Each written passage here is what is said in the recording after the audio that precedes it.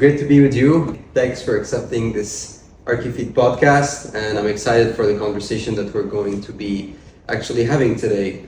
But to start, maybe you can introduce yourself, talk about yourself. What made Karl Abi Karam to architecture? Oh, it's quite the journey, especially with the classical route I decided to take. So I studied architecture. I did my bachelor's in architecture at the American University in Dubai. Graduated almost 11 years ago now.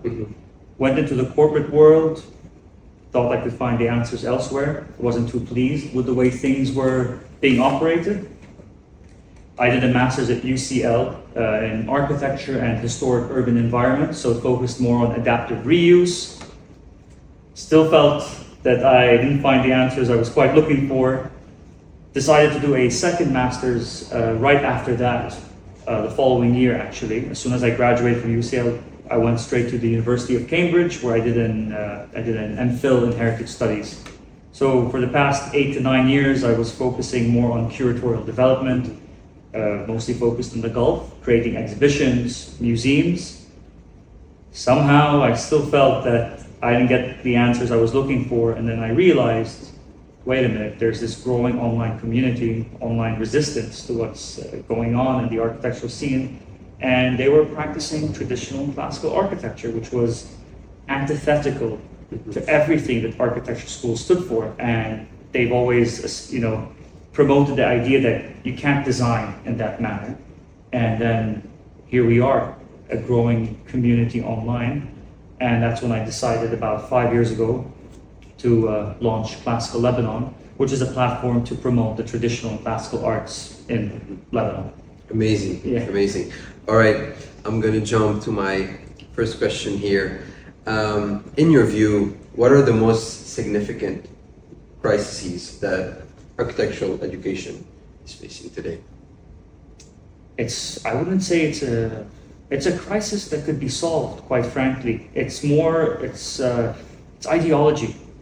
It's ideology, and it's a resistance to, I think there's a lack of humility to understand that just because we're living in a new age with a new number, that we assume that what was done 1,000 years ago or 100 years ago is somewhat backwards. I think it's mostly ideology. This idea that beauty is subjective, the zeitgeist philosophy, we should design things to reflect our own time without really challenging what our time entails. So it's purely ideology. Yeah, I agree with you when you talk about ideology, because I feel like architecture schools, unlike 15 or 20 years ago even, where people were still interested at hearing architects that had a voice that wasn't necessarily going with the current that the movement was back then. So I would say mid to late 90s, we were in the postmodernism, deconstructivism from 1989 onwards, I would say, until the early 2000s. And back then there was still a very big curiosity. Bob Stern was dean of Yale.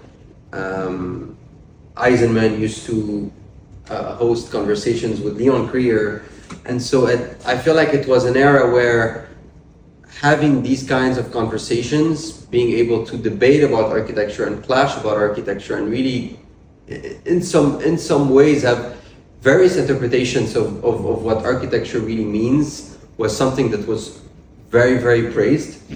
And at some point it started changing, and now architecture school became a place where debate and dialogue doesn't really have its place anymore, and especially when we talk about classical architecture, of course.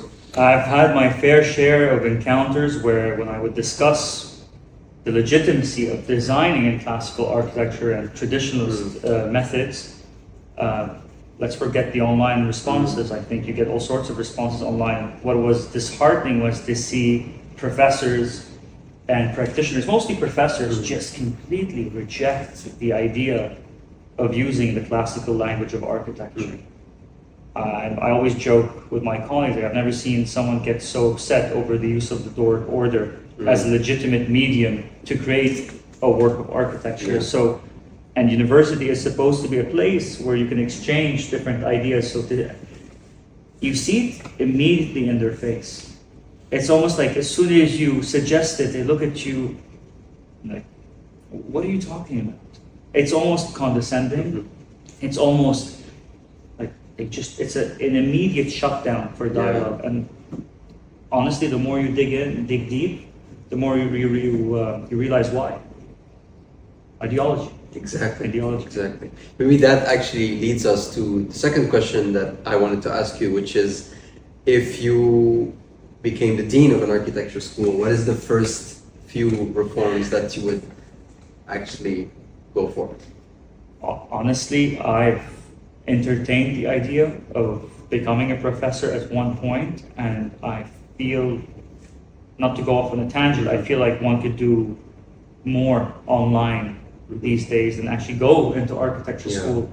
But as a dean, I would reinstill the Beaux-Arts school of thought, the way they did it in France, when it came to teaching students design. And ironically, they would send their students abroad, around the Mediterranean, to measure ruins, be it classical, Byzantine, or Islamic, to really understand the proportions, to really absorb what architects before did. Not just using books as a reference, but really training your hand, where understanding the past becomes second nature, it's ingrained. I would focus on measured drawings. I would focus on actually going back to books that are not in publication anymore, for the most part. I wouldn't really reintroduce or reinvent anything. It's just going back to the basics. No relativism, I would say. No relativism at all. That's what's creating the chaos. Can you walk us through your experience in architecture school? How was it like, and what led you to have an interest in classical architecture and later pursue it and learn more about it? I think it initially started with the fact that I wanted to study archaeology, and I've always had a passion for playing real-time strategy video games, like Age of Empires, Rome Total War. I used to play those games too. Yeah, it's a classic, especially on those at the internet cafes in Lebanon, especially Age of Empires. So when I was in architecture school, I would find any excuse to design something that was related to history. There was one studio project in particular, I think it was in the first year of university, where we were tasked to design a religious structure. And I essentially designed a neo-Greek, sort of very modernist, obviously, interpretation of a Greek place of worship, an ancient Greek place of worship, and for pagans, essentially. I've always tried to find any excuse to use the modernist tool of expression to design something that was related to the past. For my thesis, I wanted to design something that was related to archaeology and history, because I was always shocked, like I said, by the answers that you can't design in those ways. So it's always been, I've always sort of had it in me to sort of relate my designs to culture, to history, to something I always felt was beautiful. And I've always asked myself, why did we abandon all of this in the past 80 years? But like I said earlier, I just never knew that there were people practicing it. So I always just assumed, خلاص, it's over. So I would always try to find an excuse. And one thing led to another. Like I said, I went into museology, cultural heritage, and I realized I had to take the matter into my own hands. So it was always there, but it manifested in different ways. Even in my UCL, in my thesis in UCL, I designed something called archaeotecture. And it was a way to converge the discipline of architecture with archaeology. It's subterranean, it's anti-architecture, and it was like an excuse, but it never scratched that itch. It never did. To continue on this, in many architecture schools, modernism was at some point the actual discourse, until basically, postmodernism came in, We saw deconstructivism, then we jumped into contemporary architecture, and then there's this like weird era which I called contemporary architecture sustainability, which were the whole world of sustainability, which actually doesn't mean anything. Tell me about greenwashing, right? That's it. Yeah. Exactly.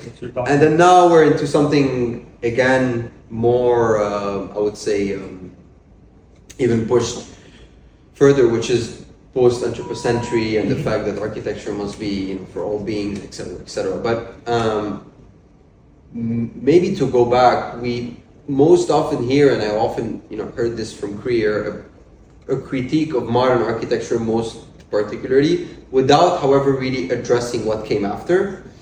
A lot of answers that I had was, yeah, because it's just a continuation. Mm-hmm.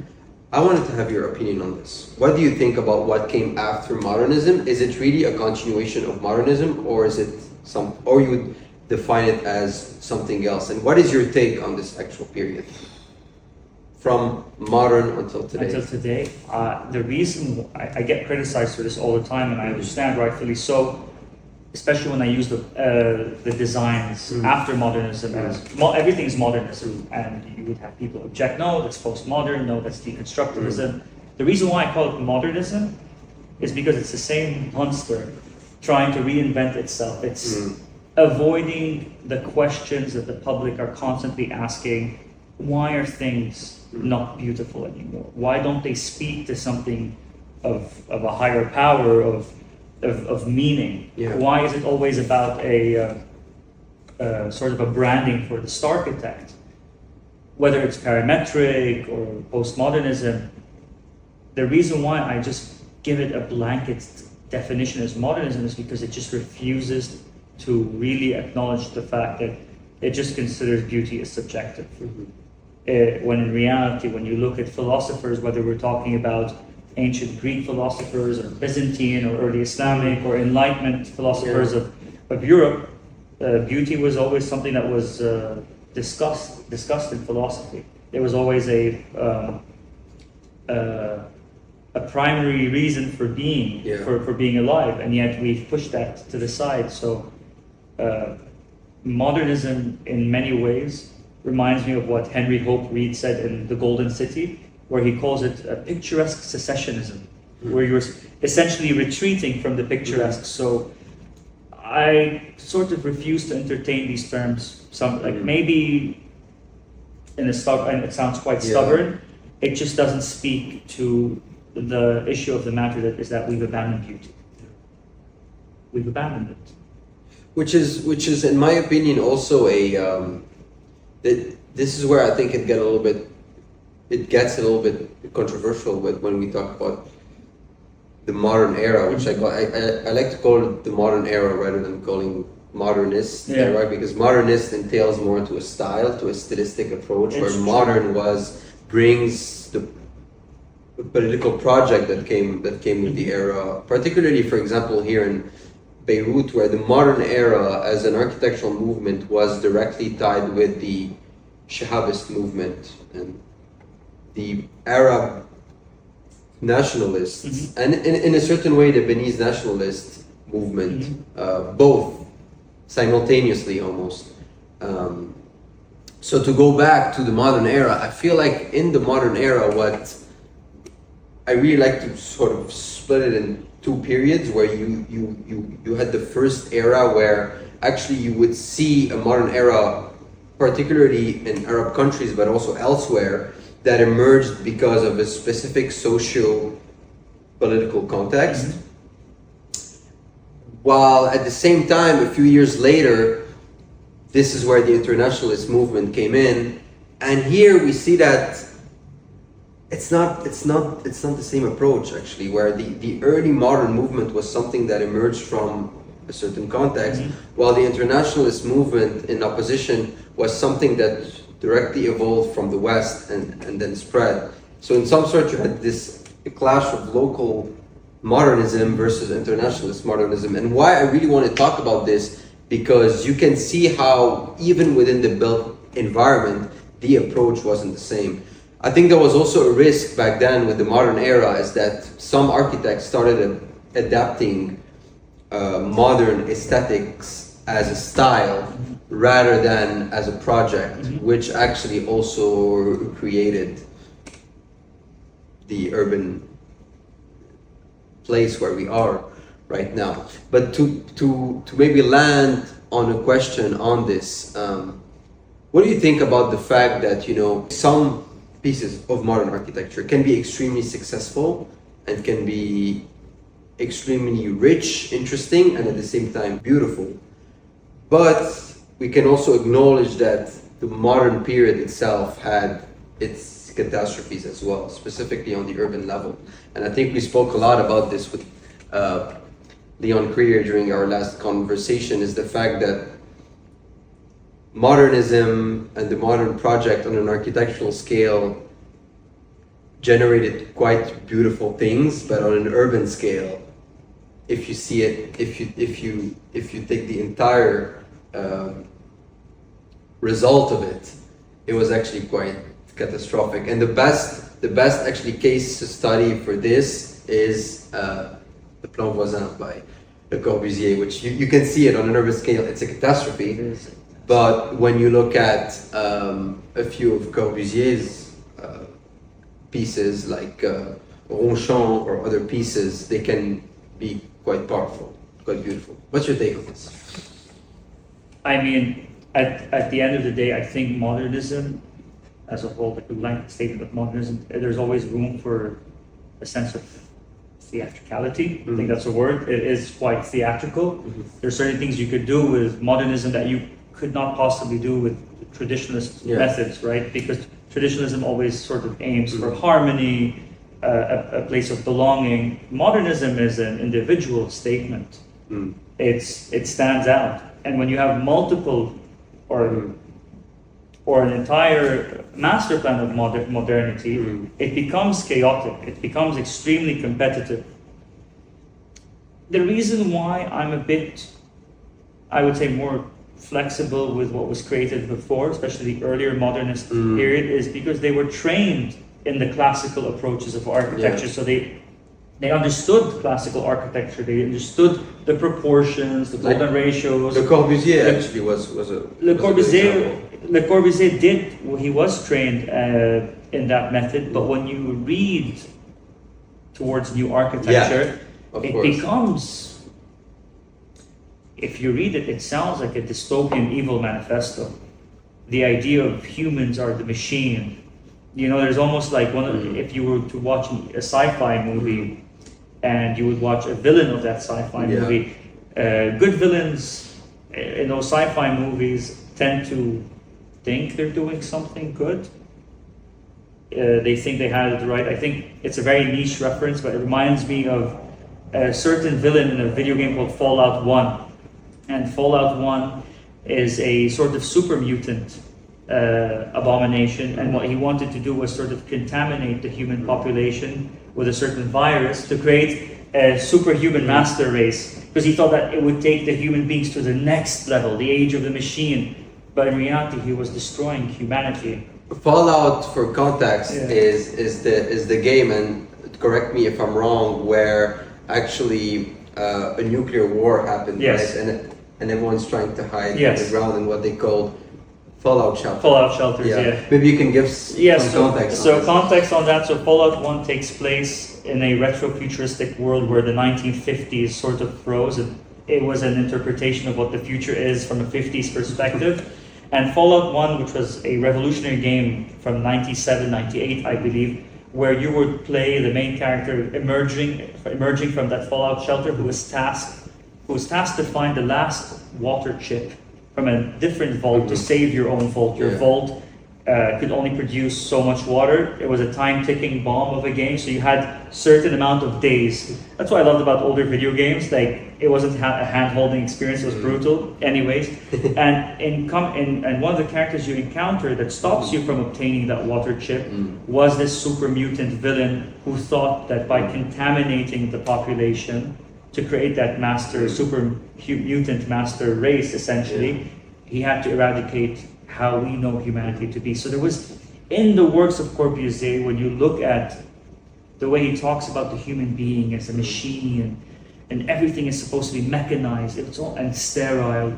You see that manifest in that plan that he had for Paris, where he would wipe out most of historic Paris for his vision, which are these massive blocks that would eradicate historic Paris essentially. So I'm always skeptical of manifestos. I've personally, and I could be ignorant of it, I've never seen a manifesto for the Art Deco movement, for example. Even though it was a classical interpretation of modernity, of technology, of automobiles. And it was beautiful. It was still beautiful. They kept beauty in mind. But as soon as Adolf Loos came into the picture with his book ornament, his manifesto ornament and crime, and then towards new architecture, their language became bitter, resentful towards beauty, towards timelessness. And I went on a tangent with Corbusier. It's as much as his works had ideas of proportion, it's his wordings and his writings that I feel to be quite troubling when reading it. I never read Palladio, for example, speak in that similar tone. Of course. Although some say he was actually the real father of modernism. He was the father of American architecture, which is I think some people could find that ridiculous. Like how did a Mediterranean man from North Italy became the father of American architecture? And that's what's beautiful, is that classical architecture can also become a language for everyone. In the same way, it's a language for Greece, for Italy, for this part of the world as well. The Lebanese had their own interpretation. Well, the Syro-Phoenicians and the Punic populations had their own interpretation of classical architecture as well. It's a language for everyone. It's not just fixed. It's not just copy-paste. Yeah. I went on multiple tangents here. No, it's actually, I think it's a really, really interesting conversation. But for me, I think what I think I try to highlight as being the biggest disaster that was sort of generated by this modern era, this modernist era, where what really came after the big modern projects, particularly in this region, was basically massive industrialization and globalization. Yeah. Because this is what actually generated what we can see right in front of us, which is basically buildings not even built by architects, and buildings without, growing one next to the other with no consideration about urban beauty, urban standards of living, scales, traditions, no artisanry anymore. It's really, for me, it's the killing of artisanry. It really was, and especially for this country, because we had so many artisans, and every single building, every single structure in this country up until the early 20th century were still built by artisans. By artisans, exactly. By crafters, by builders, who were also sometimes also architects.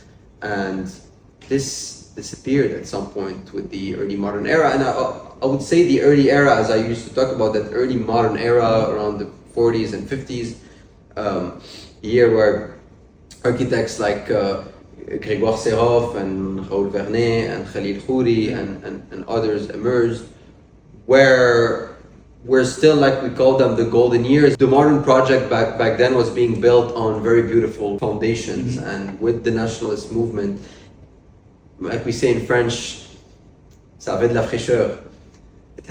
It was refreshing. But then once the war came in, and once the state dissolved, and once the urban laws weren't here and established anymore, it became a disaster on a massive scale and destroyed this country. I mean, this is irreparable in a way.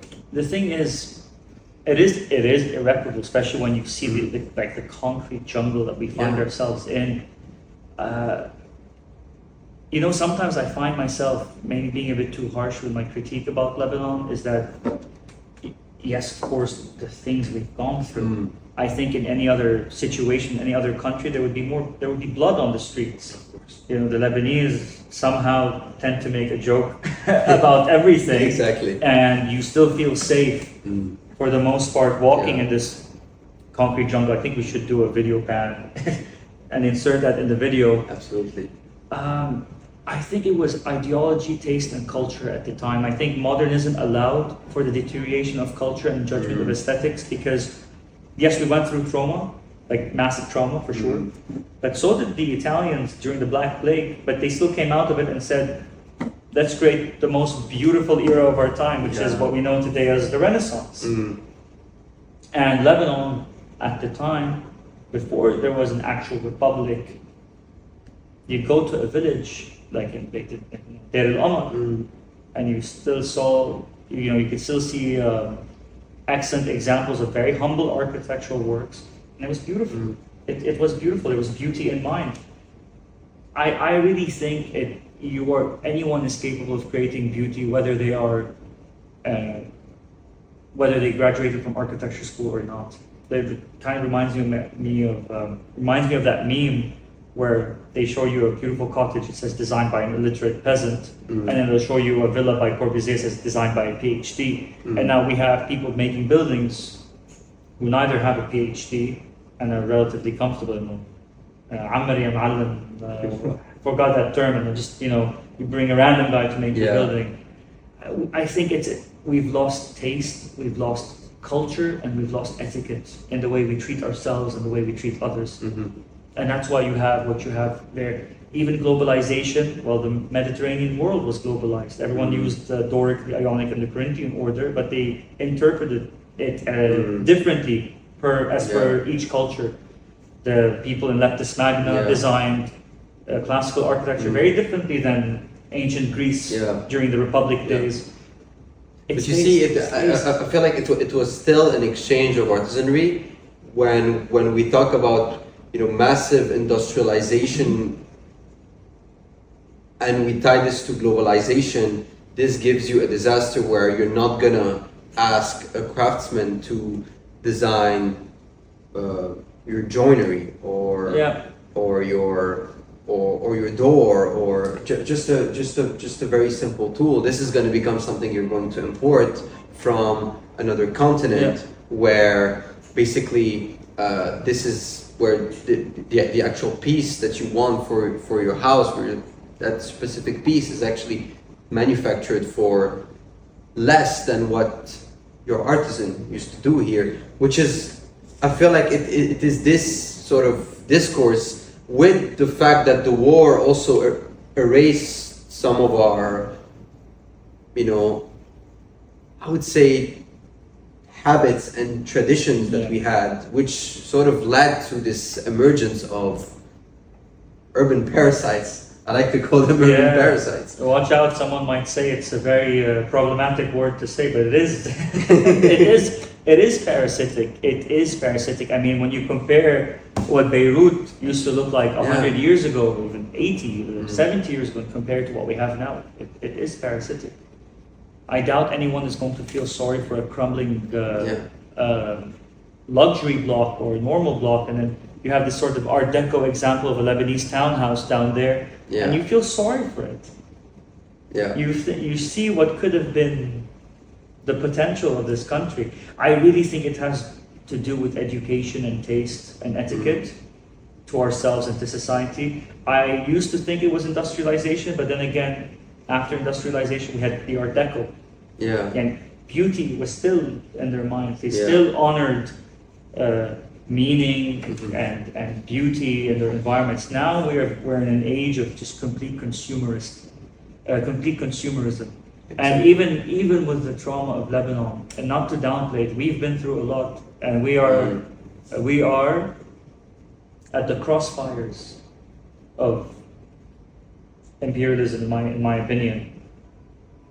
Even then, you still see projects, you still see development, but they're choosing to go about it in a very distasteful way. Business hasn't stopped. I mean, there's so many advertisements on the highway. I wish there was an ad block. Which is also another problem, by the way.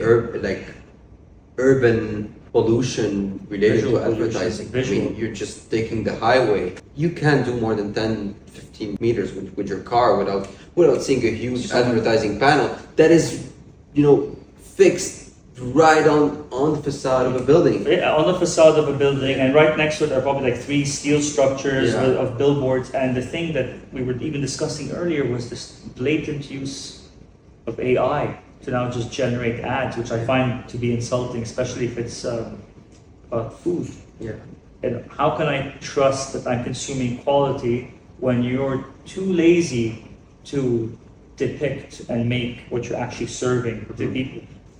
There's a lack of etiquette and taste, and it's not just a Lebanese. It's not a Lebanese problem. It's an international problem. Yeah. As Lebanese people, we like I said earlier, we are victim to trends, and it's always been that Phoenician impulse for being the merchant, for trading, for business.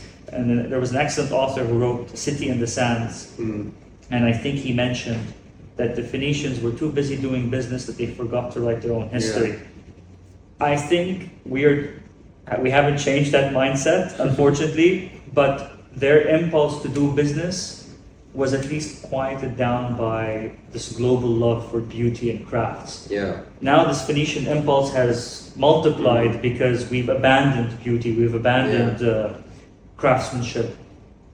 But I think also, I look back on advertising in the 50s, 60s, all the way up to 1975 in downtown. You can even go to 2000s where they had these quirky ads. Yeah, but I would say I kind of go back because I still see these images of the Beirut Central District, all the way up to Hamra and Rawshe, where you used to see those very, very beautiful buildings with those logos of companies. I think I used to see one of a cinema. I forgot the exact name in downtown. It was on the facade of a building, but designed extremely beautifully. So actually, when you would look at the actual building, you would think that it is part of its architecture. The calligraphy as Exactly. well. The calligraphy, you appreciate the handiwork. Yeah. And it was also placed in a way where it's part of like the moldings of the storefront, Exactly. rather than just plastering something large. Exactly. I mean, some businesses are very obnoxious by the way they go about with their own business, like with their own advertising. They want to plaster it everywhere. Like you just can't escape it. And it was very local. Etiquette. It was also very, very local because you would see an advertising on the building where the business was actually on or in. So it was also quite interesting because it was a good advertising strategy while at the same time being just an efficient and tasteful element in the urban environment. We're not taught taste. Yeah. We're not. There was a book by, I completely forgot, Tristan Edwards, I believe. I have to double check. He wrote a book about good manners in architecture. Nobody teaches that. Like, Yeah. what are manners in architecture? Exactly. And that was something that was just ingrained cross civilizations. And the thing is, what I often get accused for is you're looking at the past with rose-tinted glasses. People back in the day were also complaining about the Eiffel Tower, or they were also complaining about some classical building. Fair. I think people will always find ways to complain, to criticize, but that shouldn't be an excuse to continue bad design. Just because somebody complained, whether it's about the beautiful building or not back then, doesn't mean that my criticism of what's going on is illegitimate. Thank God that we have great precedents right now, like great examples to look back at the past and make that comparison. And we've gone downhill, but it's not too late, and there is still hope because people are bringing that craft back, that tradition back. Yeah. No, I want to go back to actually the Zaha Hadid building, and because I think that I think this, despite I always look at the content that are on your page, and of course, I've seen things that perhaps deserve much more of a conversation around. But weirdly, this was one of the topics that was the most debated, and I really want to jump in because I think that there is a reason why, right? I mean, when I look at it from an intellectual point of view, I'm like, I don't understand why these people are just, tearing each other apart over a critique of a Zaha Hadid building in Beirut. But at the same time, I'm like, okay, there's so much reaction and there's so much, debate that was instigated on this particular. A lot of comments. Exactly. A lot. It was sitting at 1.2 million for a while, and then all of a sudden the algorithm decided to push it again, and for another 400,000 views, and people just commenting. But sorry, I interrupted you. No. I mean, I just really want us to talk about it. And like, first, what made you do this reel at the first place? Okay, so and what was your main argument? So this was not planned. This was part of a 2 to 3 hour video of me and my friend Karim, who runs Lebanese Academic. We just decided to walk around, talk casually, and he just hits me. What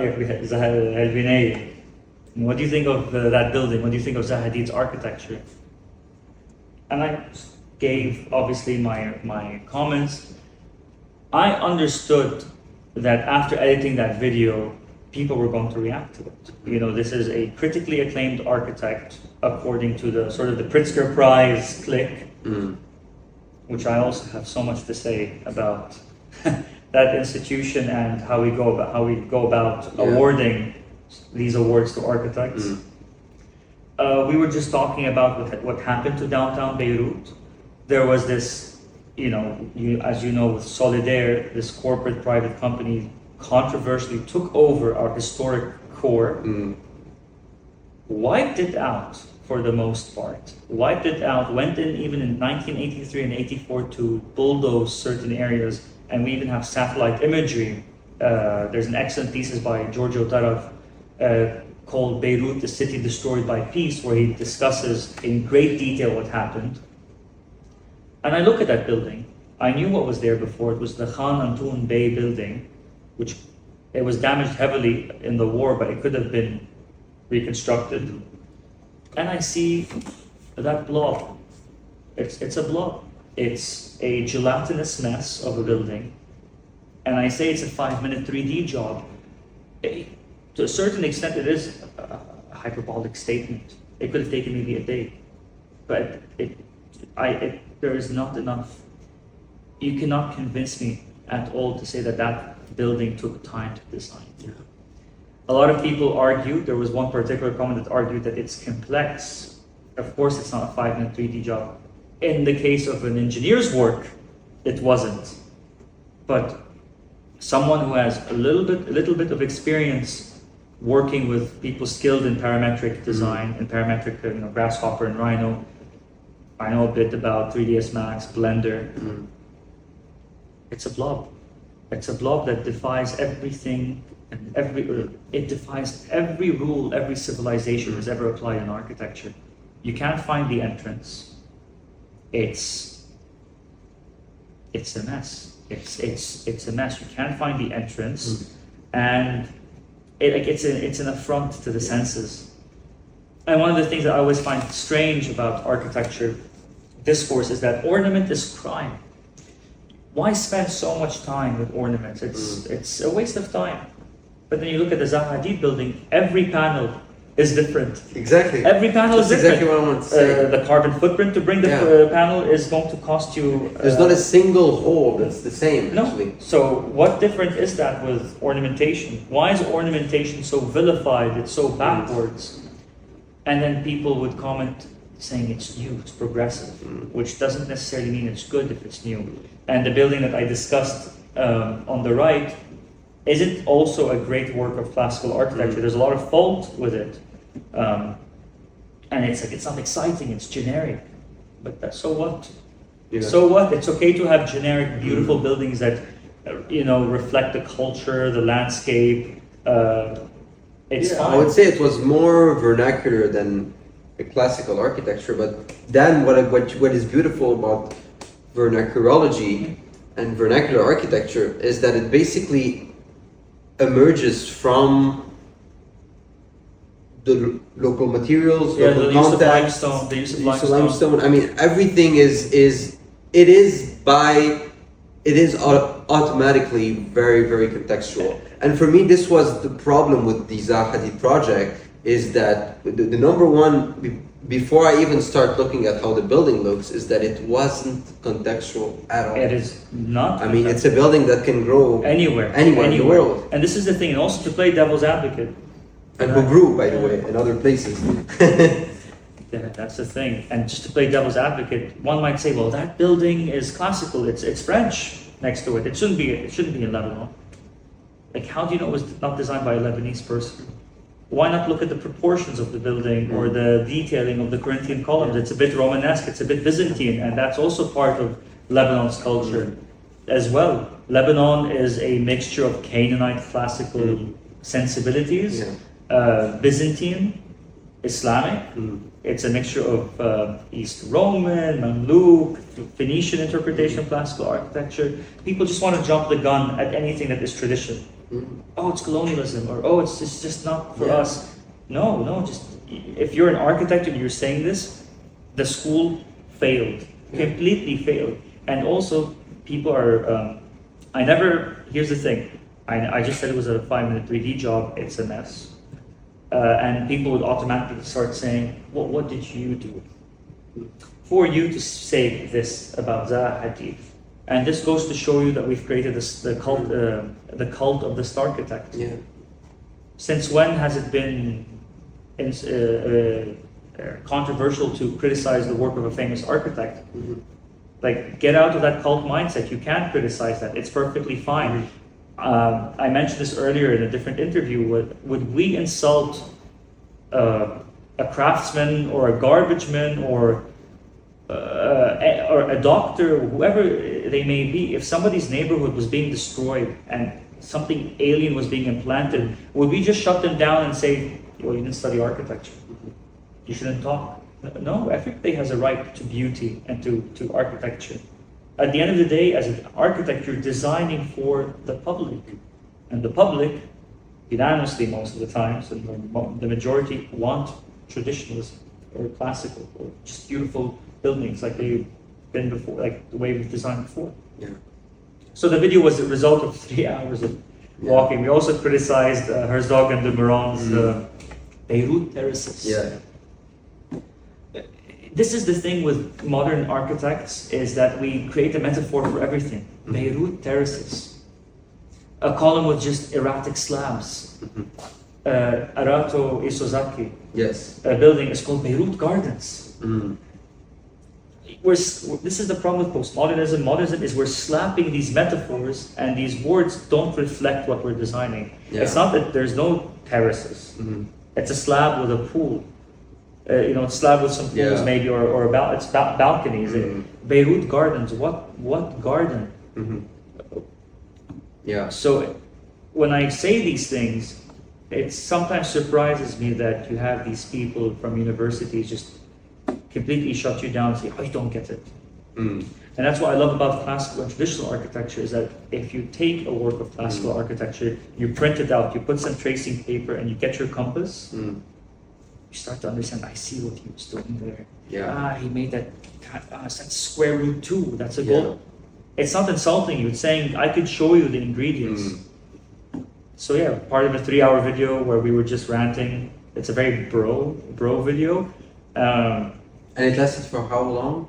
The walk? Yeah. It's a 2-3 hour walk. Wow. It's the funniest walk. We were walking, we get stopped by a bodyguard, bodyguard of a politician who went into the parliament in downtown. Yeah. He wanted us to interview him. We started talking about Herzog and de Meuron. I got stopped by someone who recognized me to ask about a coin, an ancient Roman coin, of whether it was authentic or not. It was a great day. And there were so many other videos that we edited, and I was thinking, if that went viral, I'm sure the other ones are going to also create. But the thing is, I don't want this content to dictate mostly what I do. But unfortunately, with the way the world goes, this is what the algorithm wants. Yeah. If you look at my video about Bashar al-Effendi, the architect that made Beirut beautiful, 20,000 views. 20,000. Yeah. With research, historic footage. Exactly. It's 8 minutes long. And if you look at the retention rate on the insights, I can share it with you, of the Zahadi, most people checked out after 5-minute 3D job. But the funny thing is, a lot of people that decided to comment and insult me were referencing things I said even towards the end. Like, it's just, well, what to do? Yeah. Well, I think the interesting thing is that it gathered a lot of interest, and it at some point is trying to accomplish what I'm currently trying to do right now, which is to open the dialogue and open the discourse. Unfortunately, not as intellectually as I want it to be, which means that most of the time when we see it, people just respond with trashy arguments without really knowing what they're talking about and without really having historical references. But again, this is the age of social media. It is the age of social media. And it is somehow understanding.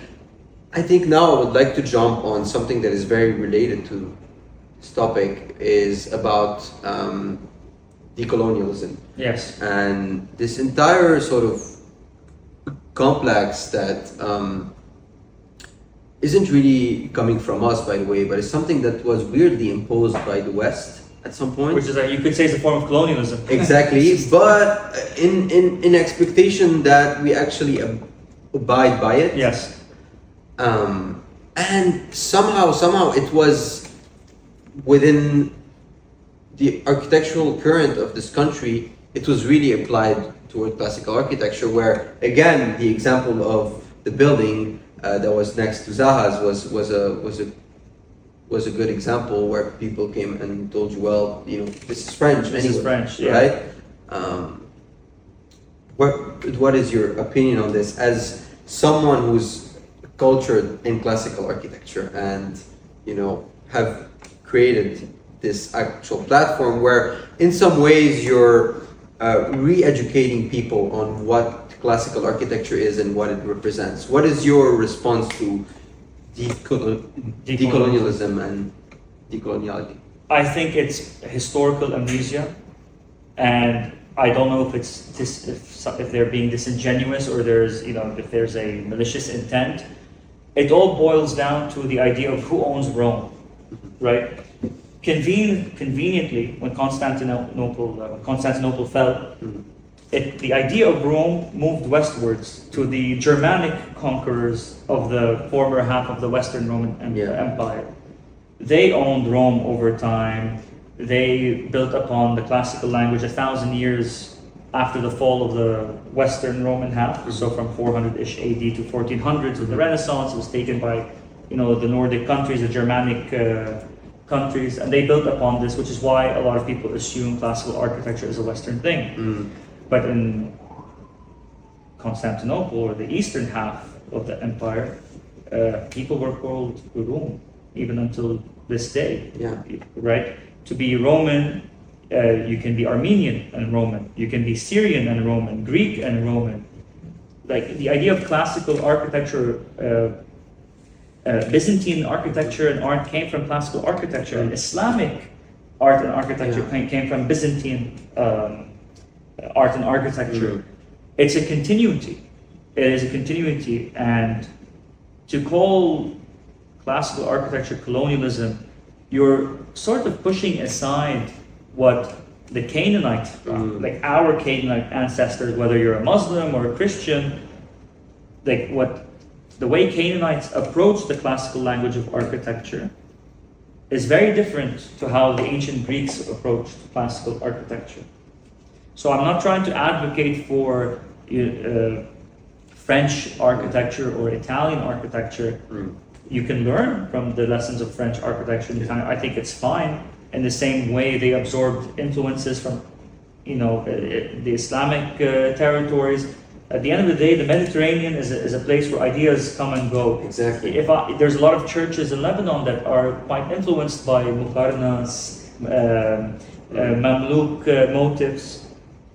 And you might think, well, that's a bit antithetical to Christianity. No, it's not. It's art, it's culture, ideas move. And at the end of the day, classical architecture is a major part of this region's culture. One of the best examples of classical architecture is right here. It's in Baalbek.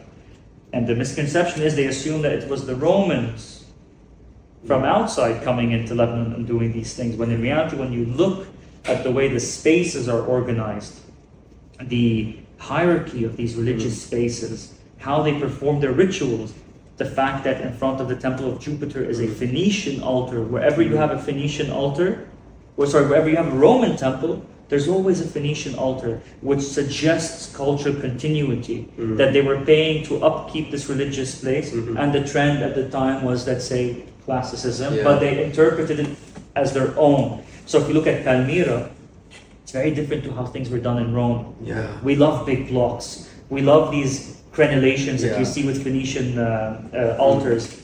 The way we design our Corinthian orders, they're very bulky, when in reality they're supposed to be very slender.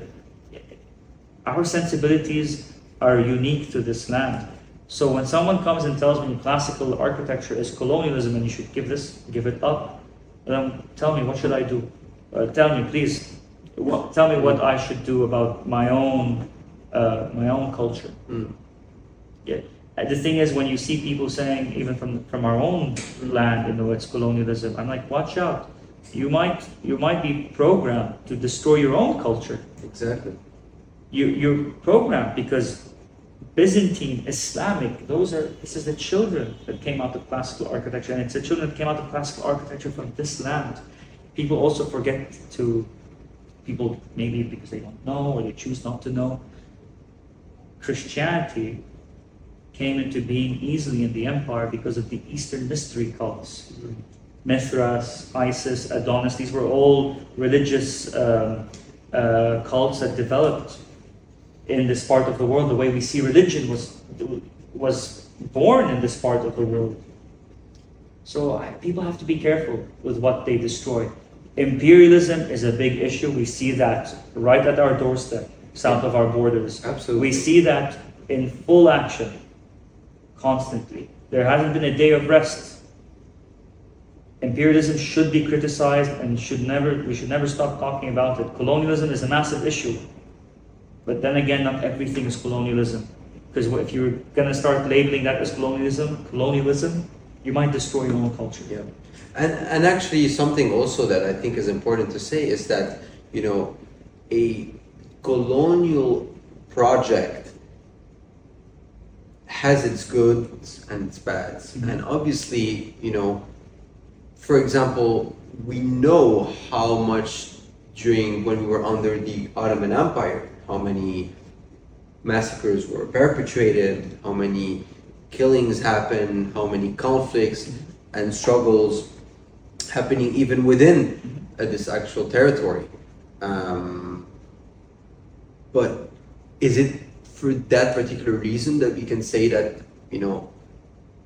this particular land under Ottoman era was an absolute nightmare? Absolutely not. I think that there was some architecture that was generated beautiful from that era that was absolutely beautiful. Built by people who were locals to this land. Exactly. Built by people who were appointed by Ottoman authorities because this was the conditions we were living in, but it was also same under the French as well. Same the French, same under the Mamluks, same under the Crusaders, and I mean you go back in time, and what made the richness of this land was the fact that when you look at it today, maybe not today because most of it got destroyed, but if you had look at it, let's say at the beginning of the 1900s, you would have seen late 19th century, early 1900s, all this rich layers of civilizations within one same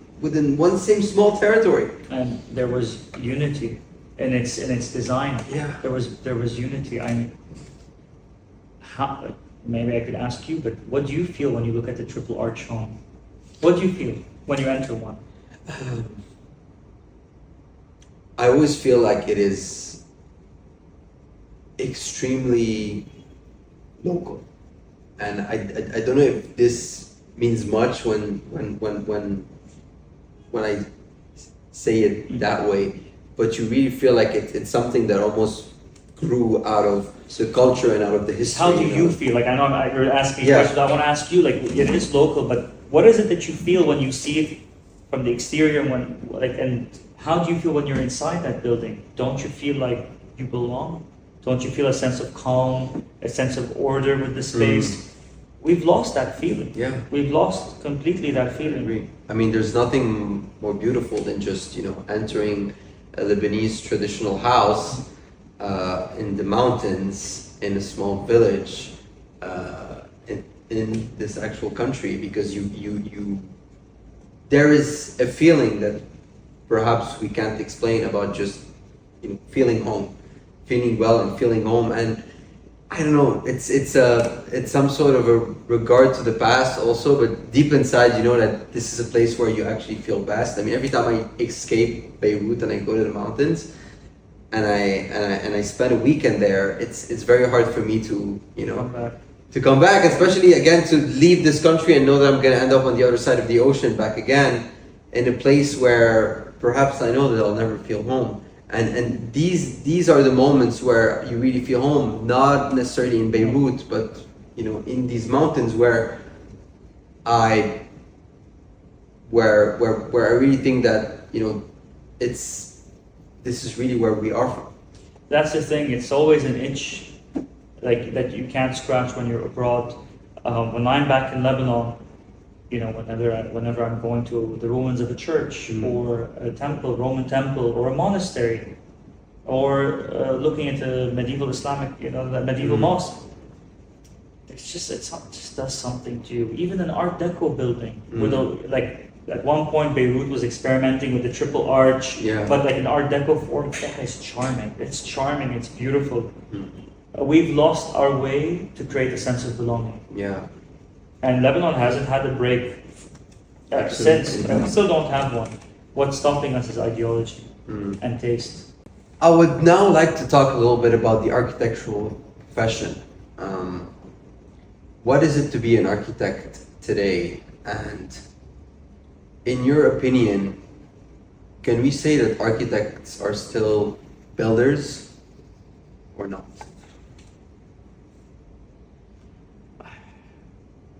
It's tough. It's tough for me to answer because I feel sorry for what's happening.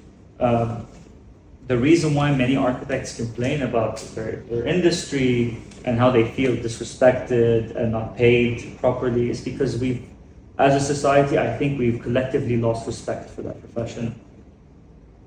Back in the day, from my understanding, maybe it's again nostalgic, but I didn't live 100 years ago or whatever.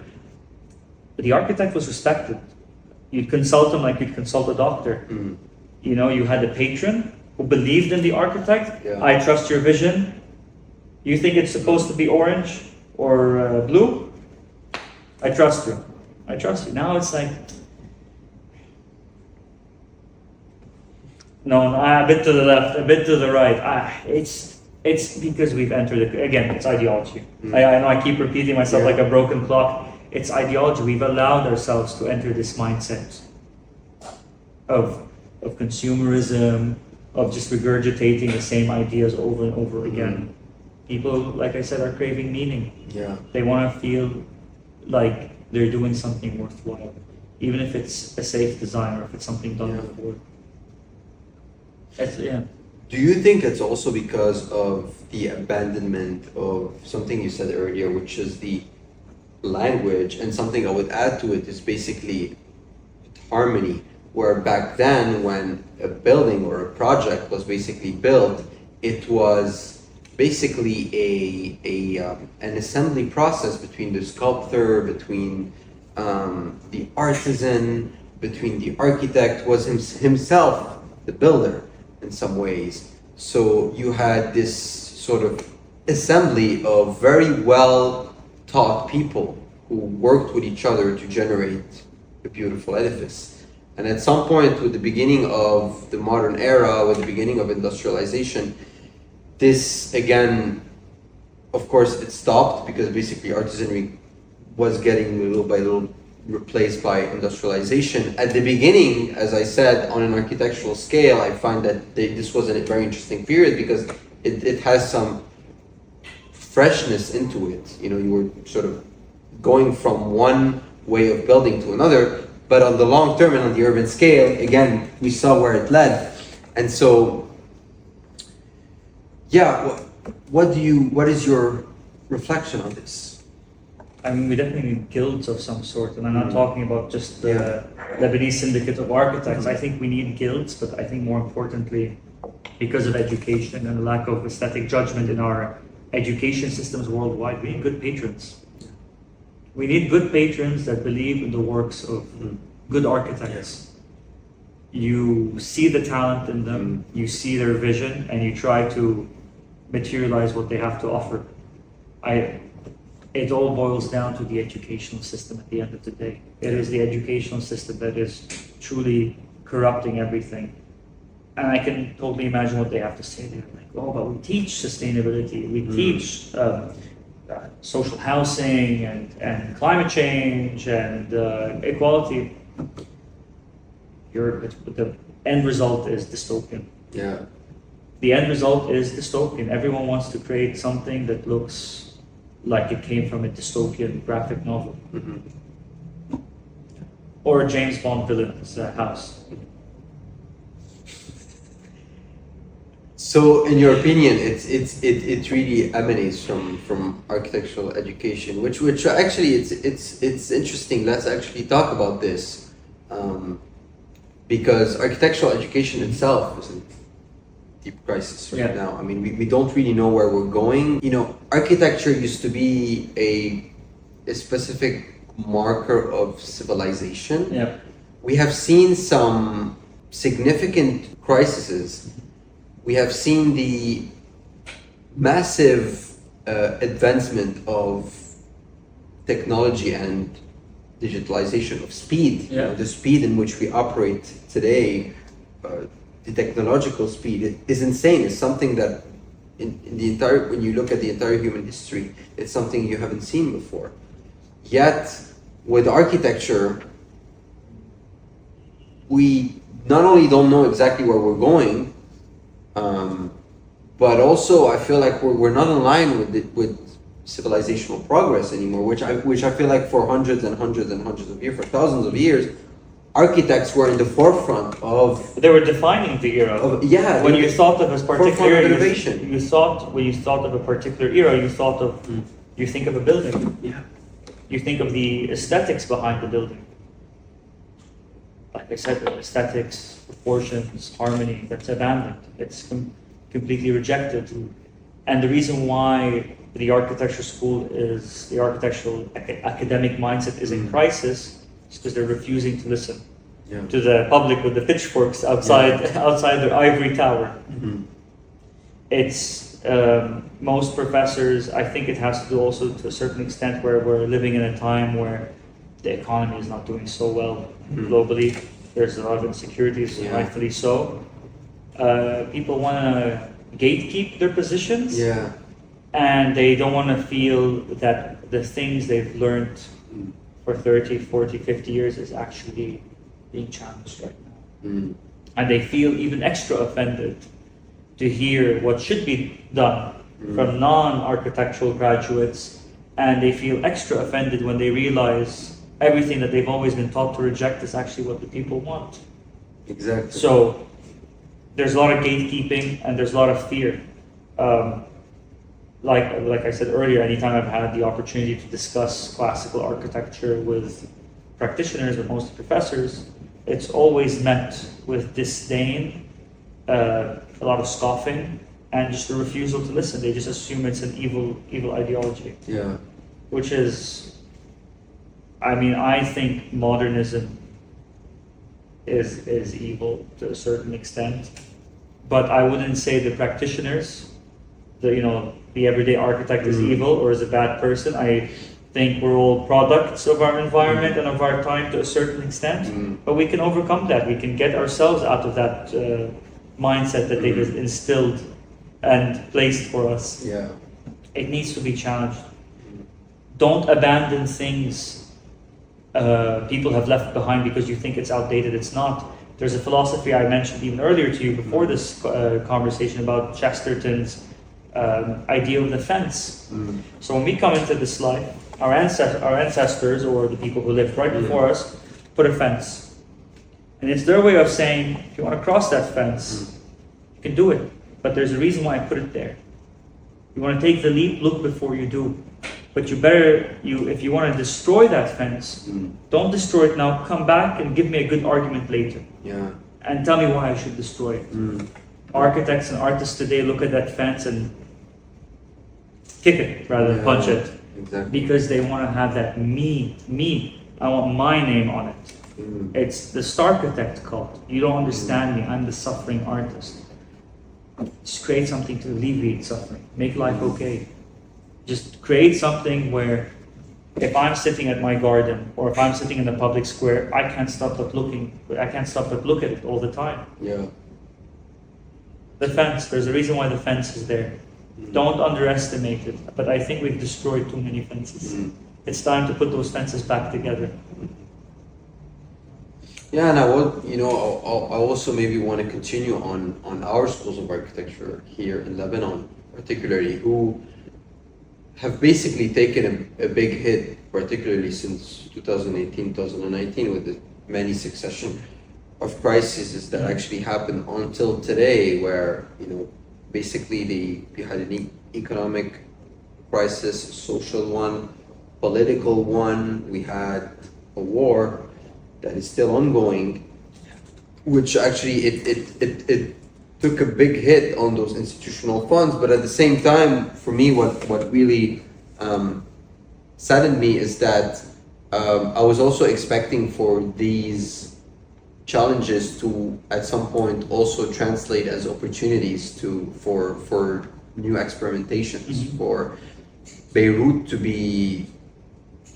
be a laboratory where new things could be taught, and where a large debate around the table could take place to know, okay, we have so much to build, we have so much to reconstruct, we have so much to think about. Why don't we all sit together and talk about it and discuss it? But I just feel like as soon as things were, getting back to a normal flow, people just said, okay, let's just start doing whatever we were doing before all of these actual crises happened, which is for me the part that sort of saddened me a little bit. And I wanted to know what did you think about it, if you have some chance to attend some design reviews in some architecture schools here, or if you had the chance to see the curriculum. And I haven't had any opportunity to review any students, like any showcases in Lebanon. I've done that in Dubai. Yeah. But like when I said earlier as well about how sometimes our scenarios is not an excuse, we should overcome it.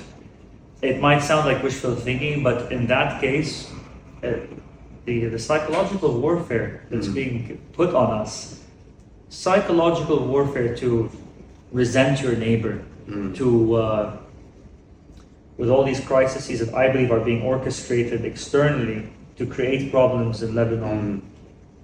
Most people just are coping. They're coping. They just want to return to something that's familiar, or consume and just forget their pains. The works of architecture by the students here, like I said, haven't seen. I've seen elsewhere in the UK, in the United Arab Emirates. Yeah. It's the same everywhere, and I can't imagine it being any different in Lebanon. It's always the same shapes. I've been seeing the same shapes for the past 10 years, and they would just use different jargon to explain what they would use words. It's whatever's currently in trend. So maybe before it could be about social housing. Now it's more about climate change or AI. Yeah. We're excited so much about AI nowadays. This part of the world is a bit too excited about. They're not questioning the repercussions. Yeah. Like you look at Europe, for example, they're trying to enact policies to limit it. People are concerned about their jobs being taken over. What do you think about it in general, and maybe also in the context of architecture and our practice? I mean, it's bad enough that we've lost our ability to draw by hand properly and to go out and measure, because I feel like there's an element, the tactile element of recording things and holding and sketching will always be different. It will always register in your mind. There's a reason why nowadays I've seen actually a few schools are now proposing to ban screens as a tool for education, because it just you just want that dopamine reaction of hitting the right button rather than actually understanding the lessons being learned. AI, I think it will. It's here to stay, but it will create massive changes in our field for the worst. For the worst. What's happening is that what we're producing is bad. You're feeding the machine bad designs, and it's only going to regurgitate bad ideas. So at one point, I think it's going to hit the plateau on what it can produce. Now I've seen how Mid-Journey, for example, produced things when it first came out versus now. I mean, every time something comes out, it does look more advanced, but it's slop. Like, it's just AI slop.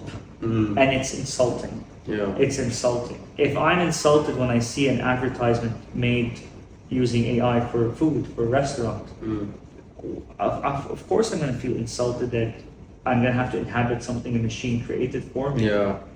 I want the love that's behind a work, behind a window. When I was restoring this old home up in the mountains, there's just something beautiful about seeing a carpenter fix a knob for the windows, it's made out of brass. Or you see that in old Lebanese homes, you got the knocker for the door. It's like a hand holding an apple or a pomegranate. It's just something beautiful seeing that was made by somebody's hand. AI is killing humanity. And the thing is, it's also killing your mind. There's also a recent study that says that the gray matter in your brain that's needed to function and create, that you need to use it to critically make good choices, is being reduced. Like, our ability to think, cognitively speaking, is being damaged because of our reliance on AI. So it's a tool, but just don't rely on it. Don't. Otherwise, you're going to be a slave to it. I agree. I mean, I agree on many things, although I have to say that it's also too bad, although, you can say that AI is a product of something that started way before, which is basically like digitalization of basically all the components, essential components of our life.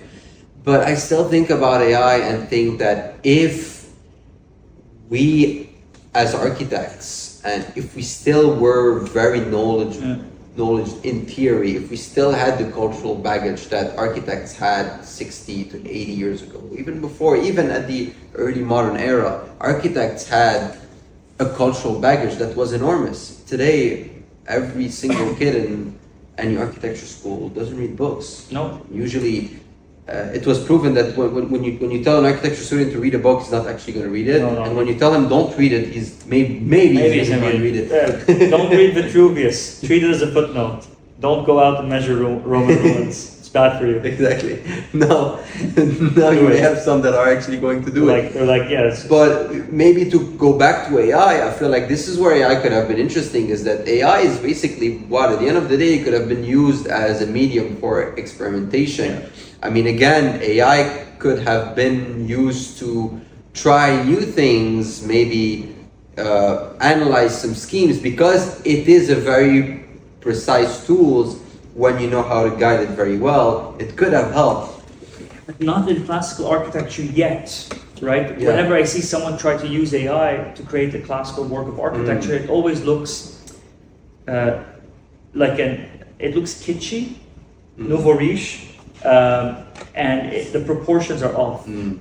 You can. It's almost like they're not literate. So there's no literacy, and that's why I love classical architecture, because there's a literacy, there's a language to it. The reason why I think maybe many students are really excited with AI is because, in many ways, architecture these days is very relative. It's a scribble. It's like it's my artistic genius stroke. Yeah. I was like, I could get a machine to do the strokes for me. Yeah.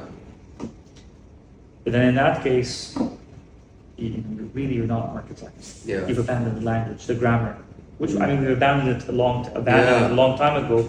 But if you rely on it, what's happening right now is jobs are slowly disappearing for many creatives. Yeah. And is this really what we want? Yeah. There's I wanted, I'm taking this obviously online. It's like we want AI to do our laundry, not the creative part. So when you see posts on LinkedIn using AI tools to design, and they talk about it like they've done the hard work, you should be ashamed of yourself. And I mean, also, when we actually talk about AI, we often talk about something like Midjourney or ChatGPT, which basically generates an image or a video based on a script you have. Yeah. But when I think about it, back then when CAD and Rhino came out, there was the same fear about architects that basically we were, and it happened, by the way. We lost many of, the degree of precision that we had. I mean, I just look at some drawings that my grandfather used to do when building buildings or doing interior. It was a different thing because every single component of the drawing was taught in relationship to proportions and in relationship to what the architect was trying to translate to the client. But in a certain way, we can still say that Rhino and Grasshopper tools were still and are still very, very good tools for, if you're trying to be extremely precise, especially taking into account our generation and the constraints of our day, where you don't have the same amount of time you had 50 years ago to build an architecture project. Things go extremely quick. At some point, these tools become quite essential. I'm not against that, but the thing is, it's becoming an excuse for mediocrity. Yeah. Do you know what I mean? It's like it's good. I'm glad it's there, but most people are skipping the basics and the language to just produce things as fast as they can. I think it's great if let's say you're designing a column. You could do it on Rhino, NURB surfaces, everything is closed, get it 3D, you get it put through a CNC machine, you can't find a stonemason, I get that. But then there's a reason why, for example, in Notre Dame, the School of Architecture, for 5 years they don't use a computer. And as soon as they graduate, they learn all of that in their internships easily, or they learn in offices, and they're the most sought after architects in the world. Almost every Notre Dame graduate gets a job, from what I've heard. I mean, there's a reason, because they're taught things that the average architect isn't taught. The 3D tools are great. People should do that. Rendering helps. Rendering definitely helps you visualize. Most people don't have time to watercolor, even though it's therapeutic. And it's something I need to do myself more often. But we're getting so excited at the tools that we're celebrating the machine. But we're churning out mediocrity. Is that really what we want? As soon as things became easier in life, things are becoming very subpar. As you can see, I mean, that building right in front of us, that massive building, that's an architect that did that. But how is that any different to a concrete block in the Soviet Union? Why? Because they put Carrara marble. I'm sorry, but like the rich these days in Lebanon and is like Carrara marble, but the deluxe refugee, for example. I know it's a very horrible thing to say, but we're not any better. Where everyone is hurt, and what I'm trying to say is beauty should be for everyone. Beauty should be for everyone, and we're abandoning it because it's just easy to rely on the machine. There's no difference in that and a crumbling block just because we slap some expensive granite or marble. If you don't mind talking about this place, like this work of architecture is something that I've known for ages. And what I love about it is, to my primitive mind, it's a principle. It's a design based on the principle of an atrium. It is symmetrical. It is pleasing to look at. The textures, I'm so glad to see warm lighting in the Lebanese household. I don't know why people love fluorescent, not even like bright white lightings, like hospital style lightings. So this is quite refreshing. No, honestly. The architect of this apartment hates LED. Well, this is something that, you know. There's a reason why when I was an architecture student that I used these works as good case studies. Yeah. Actually, during UCL, my time at UCL, 3 of my projects, including my dissertation, was inspired by his work. Great. We can cut that out, or like I don't want to. No, absolutely. No. No. For me, it's something that we should absolutely include. We should talk about, and we'll talk about it. If you don't mind, your father's work was part of my journey going to an architect. This is where I kind of want to ask you some questions. Is obviously, you know, one can say you are a classicist, but again, this doesn't necessarily mean that you cannot appreciate things that aren't labeled. So yeah, and I would love for you to talk a little bit more about this. Of course. I think the reason why I've taken a slightly hardlined approach these days is because the environment is more than hardlined with its chaos, its chaotic styles and everything. I feel that if I was being too diplomatic or too subtle in my approach, you'd be overtaken. Now, I'm not saying I'm doing this for theatrical purposes. Like, I truly believe that this is what we see outside is an affront to beauty. I think there should be room for theatrical works of architecture that can be outside the norm of what we think is traditional or beautiful. At the end of the day, I feel that if you are going to create something that's modern, you have to be literate in the language of traditionalism and classicism. It's a language, and sometimes what we find to be extremely interesting and tasteful and thoughtful is because the person knew taste and design sensibilities. The problem is most people create modern architecture without being literate in classical architecture. And maybe there's a reason why the modernism of the past is better than the modernism of today. With this space in particular, like it's an atrium. It's an atrium. It's a right mixture of warm tones, the industrial mesh, and at the same time, an architect like Bernard Khoury can't be replicated because he was the result of a work critique to what happened in Lebanon. His works like Central, BO18, and the Gabani. The Gabani makes you laugh, but not in a bad way. You know what I mean? And when he was talking about the building next to it being a place of absolute poverty, yet there's this sort of cubicle structure that takes you to a sushi bar, and he was mocking them. You know what I mean? Like, he was mocking them. He wasn't taking I don't feel like he's taking his work seriously. I would have loved to see what he would have done traditionally or classically speaking.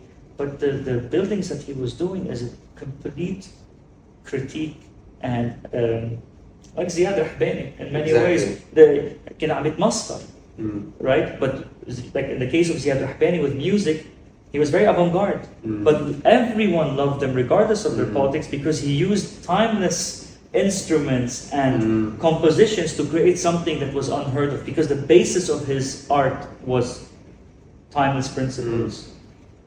With Bernard Khoury's works, you can't replicate that. How can you replicate that in 2025? The early works is astonishing. But the thing is, when we were talking earlier, if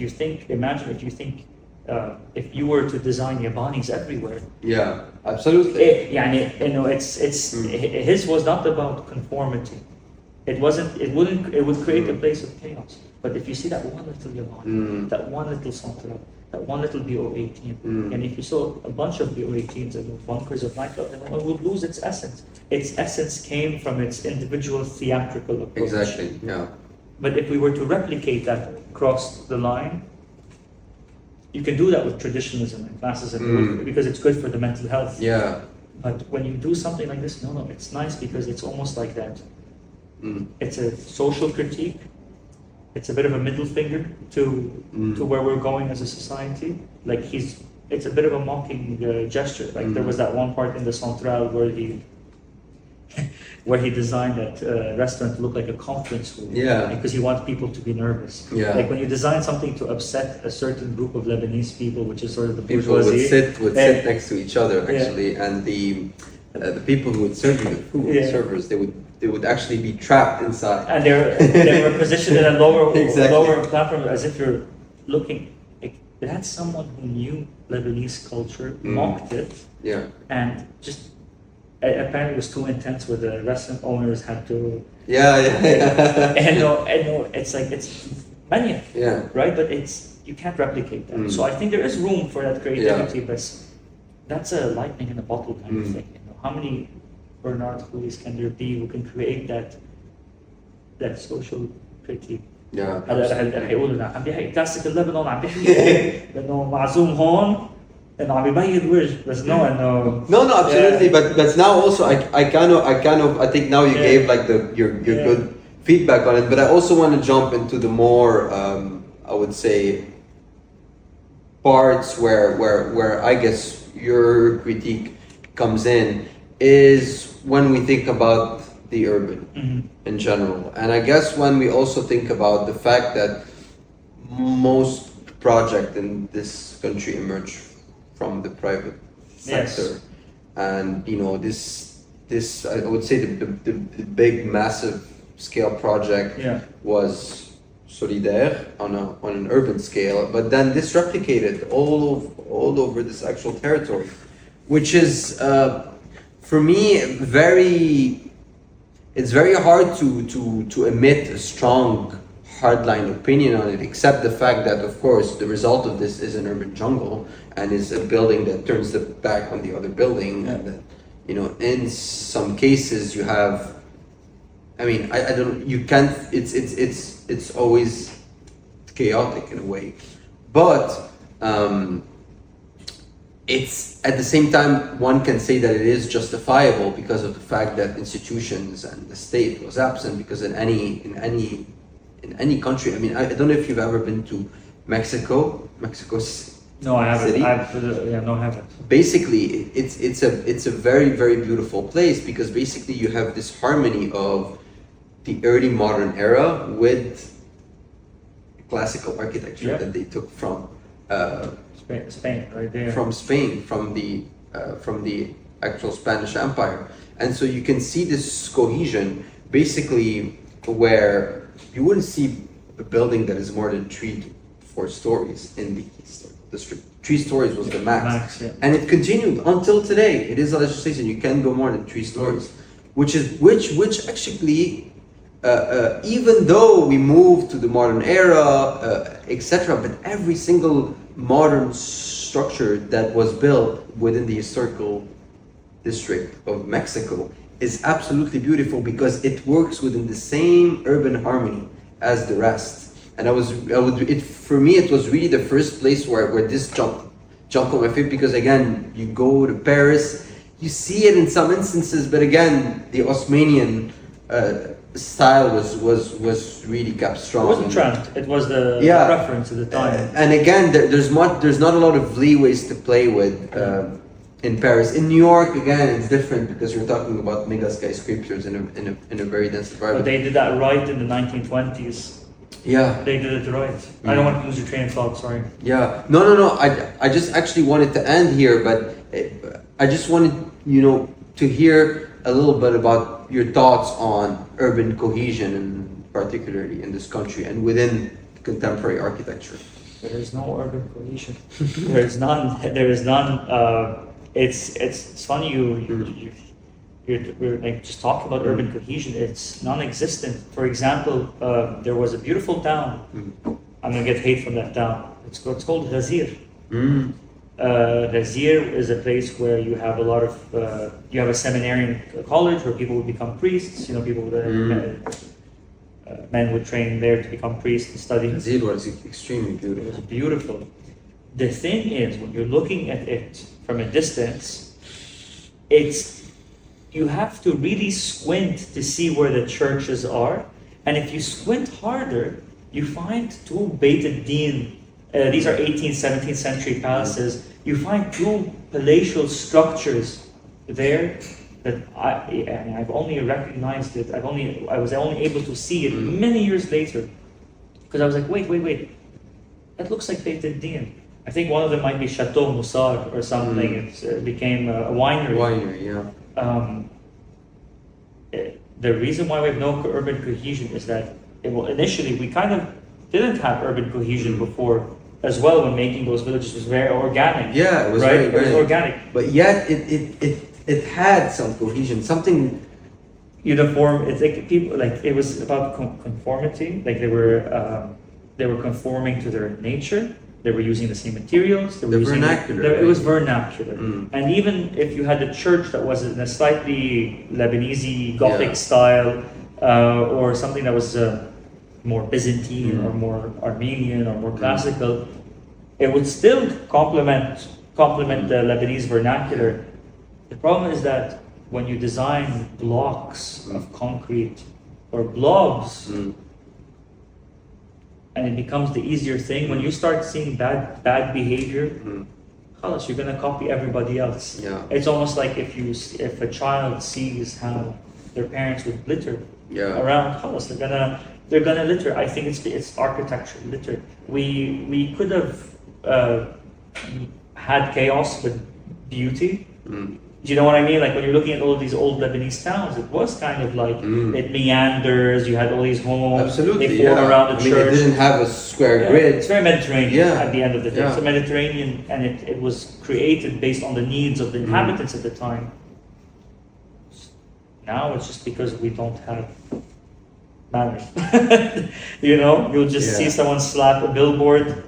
Like we were talking about again earlier, I know it sounds repetitive, but it always goes back to education, and that's what we've lost in this world today.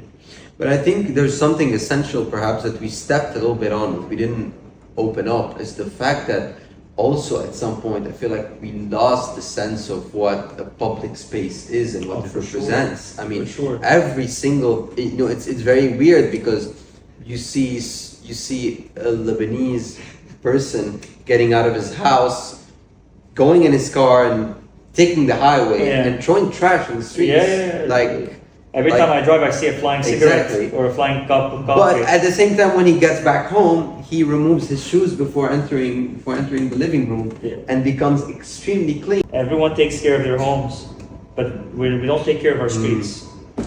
Yeah, it's very strange. Yeah, we litter.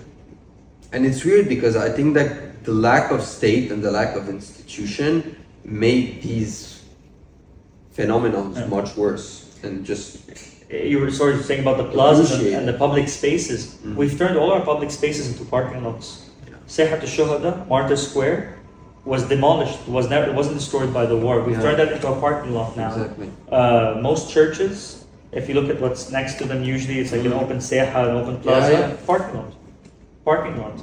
In a place in Adma, there's a church that they attempted to design in a traditional way. I've got lots of comments about that. Their main public space is a parking lot. Think about the fact they that jog around it. The center of downtown is a parking lot. Yeah. Is something that is not only reflects the state of the country, which I think it does, but it also reflects on how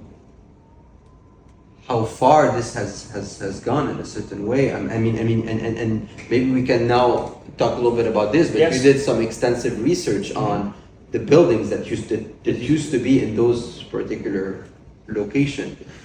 Would love for you to. To me, this is one of my main interests. That space is particularly really interesting to me because this was the Green Line, part of the Green Line between the warring factions during the Lebanese Civil War.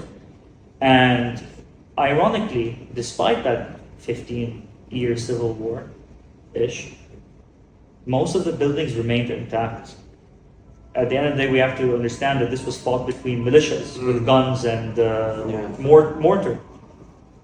You had the police station, which was originally a hotel designed by Shah al-Effendi, or the Bear. This was a beautiful structure that we should show, by the way. I definitely would love. We could include that in the video.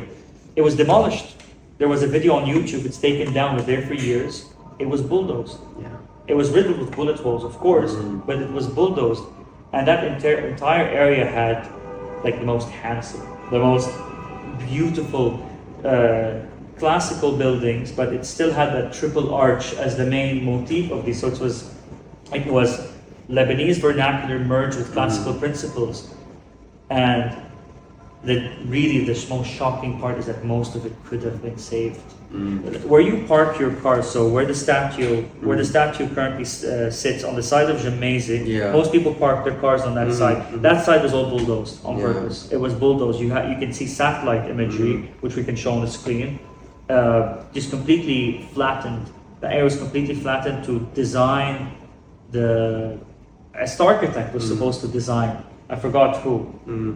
We'll put that on the video too. Yeah. And the design justification of this architect was to like mimic the Beirut urban fabric.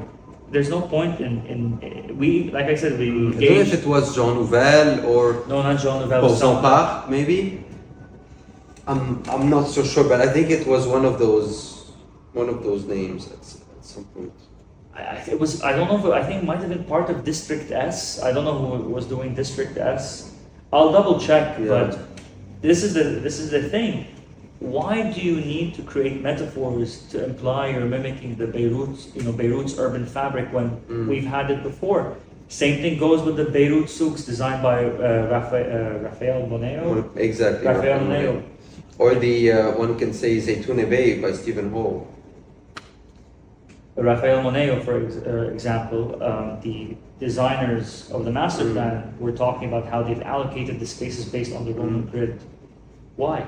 We've had perfect structures riddled with bullet holes, could have been restored. Souk Ayas and other different souks. If you look at pictures, there were a lot of experts that went in, a lot of scholars and experts and political figures and lawyers that went into that area and said that these structures were nicely preserved despite the war. Yeah. And then when they came in weeks later, they flattened all of that. It's just design. It's a product of the Starchitect cult. We think by importing a Starchitect name, somehow we're giving Beirut its the grandeur it deserves. We import all these big names. Yeah. What for? But for me, the problem with this was that these people, one, didn't understand our actual territory, and two, didn't use our artisans to actually rebuild those spaces. And for me, this was the biggest actual tragedy. Well, I mean, why would they? Again, they probably would not, but... Lebanese architects were sidelined in the process. Yeah. They were treated as second-class citizens. So if you want to talk about colonialism, why don't we talk about the colonialism of a postmodern project? Exactly. Why is it that when we look at the Corinthian column, we start crying that it's colonialism? Totally. There's a book actually about Corinthian capitals of Lebanon. We've got tons of them. Yeah. They were always there. Yeah. But then that postmodern project is a colonial... And this is the thing.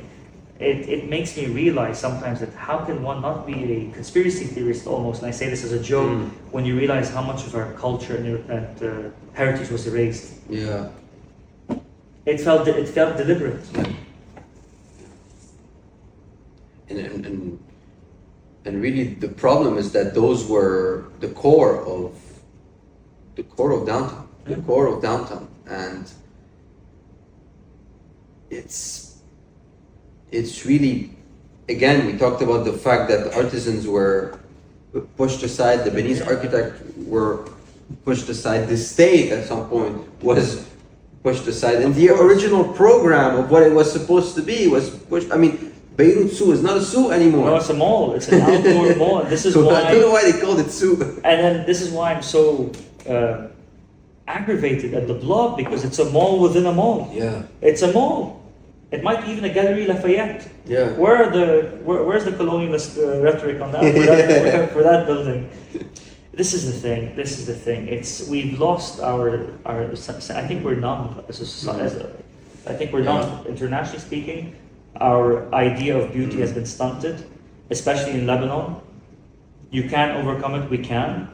I mean, but I think sometimes it's so difficult. Like, for example, we're just talking now, almost like we're just talking casually, but when you drive in June, I mean, on the highway, sorry, in general, from here even all the way to Batroun and the north, do you realize how many dead dogs there are on the side of the road? The barrier which blocks, which separates both highways, they just push the dead dogs to the side. And there's one particular dead dog in Nahr al-Kal, which is an important archaeological site. You have commemorative stele, which is its pronunciation, from the Babylonian period, the ancient Egyptians. It was a site of an important battle. In one particular tunnel, there's a dead dog on the sidewalk that hasn't been picked up by the municipality or the government for more than 3-4 years now. It's been dead for a while. Where's the municipality? Where are the ones who also want change? So how can we realize what's beautiful or not when we're not even able to see decay on our streets? I kind of want to open a topic of conversation now that I think for me was always quite interesting and that I think would be really interesting to discuss with you is what if Solidaire didn't rebuild the central district, and what if what in your opinion would have happened? Because again, I hear a lot, not necessarily about you or the classicist movement, but more about the conservationist movement. Yes. Who are, in some ways, always have this nostalgia of historical preservation and how things could have been preserved, but without, however, I've never heard a really pragmatic approach on how our district could have been addressed. Also due to the fact that in this specific period, the state was absent. We were coming out of a 15 years war, and no one really knew what was going to happen. I mean, we saw with the rest of Beirut what happened, and we saw what happened with the Beirut district. Some say, especially people that are, close to the modern, or even, let's say even more to the postmodern, contemporary era architecture, the higher, I would say, bourgeoisie, or people that were somehow close to the emergence of that project, that if Solidaire wouldn't have stepped in with their actual project, it would have turned out to be worse. Yeah. And I hear that. I hear that rhetoric. Like, it's full of people who tend to be pro Solidaire and pro the person who made it. It's always the same rhetoric. They always talk about wild dogs and mécaniciens, like car mechanics and wild dogs everywhere. Yeah. What is your opinion on this? And pragmatically, taking into account that the state was absent, and taking into account that at some point, Lebanon fell under Syrian occupation. I mean, until today, we do not operate on our own. We always have to wait for much bigger geopolitical decisions to be taken. So that we were never really independent in some ways, and we never really had a state. So what do you think would have happened in the sense that if Solidaire wouldn't have stepped in? And I know it's a very hard question to answer. Look, it's totally it is totally a difficult scenario. I mean, after the end of the Civil War, there was a constitutional change where the president has zero legislative powers. The state was absent, and the constitution was changed. And the reason why we're in so many deadlocks today is because the constitution was changed. It's a political system of candid. Oh, you've got the great idea, I'm going to block you. I have a political opponent, I'm going to block the person. And it's all bickering with one another. The thing is, even before the end of the Civil War, Solidaire went in the 80s, according to the thesis, the Beirut, the city destroyed by peace. They went in the 80s and bulldozed plots of land that they bought. I don't think corruption should ever be, I'm not reinventing the wheel here. I don't think corruption should have been the answer. Unfortunately, part of the whole neoliberal economic system and the state we're in, you obviously would need a government to stop this from happening, and maybe allocate funds for restoration and making sure that the original owners stayed in their houses and in their shops and weren't cheated and robbed of their possessions. They were given bonds that meant nothing and they were forced to sell. It's not an excuse. I would have preferred, I don't know, I'm probably going to get backlash for this. I would have preferred it stayed that the way it was until we got a better system in, because to this day, and even shortly after, people were complaining about what we've lost. Yeah. The old souks, the amount of archaeological discoveries that were thrown into the sea, like this is all recorded. Yeah. When you know, I mean, when Europe was being bombarded in World War II, imagine they went the route we took and said, "Oh, but what they restored what they had." Yeah, they restored what they had, and right now we're paying for all. We're paying this as a society. We don't have a place where we can all congregate, where we can talk to one another, especially in a very multi-sect society. It was ripped apart. The heart of our city was turned into a corporate commercial mall, and the beautiful buildings that used to have shops and inhabitants is empty. It's empty, and the restoration job because it failed, and I think this is the worst part of the project, is that Solidaire as a project actually failed, where it was the goal of this was to actually for it to become the sort of mega platform for Arab countries to come here to Beirut as a cultural hub and feel a little bit of liberty and much more freedom and this energy that Beirut has while still being in the Middle East. It was always there, though. That energy was always there. It was always there, I agree, but I think Hariri's vision with Solidaire was to be that sort of Dubai. The thing is that Dubai vision, before Dubai. That vision is when you take the people out of the equation. Nobody wants to go there. Hamra, Jamaizi, Marmkhair needed private support, external support to get it restored. People were going there. There was no massive revitalization project. People still go to Hamra, Marmkhair, and Jamaizi. The only place that people are going to that's corporate, I don't know, it's blowing up all of a sudden, is Saifi Village. Yeah.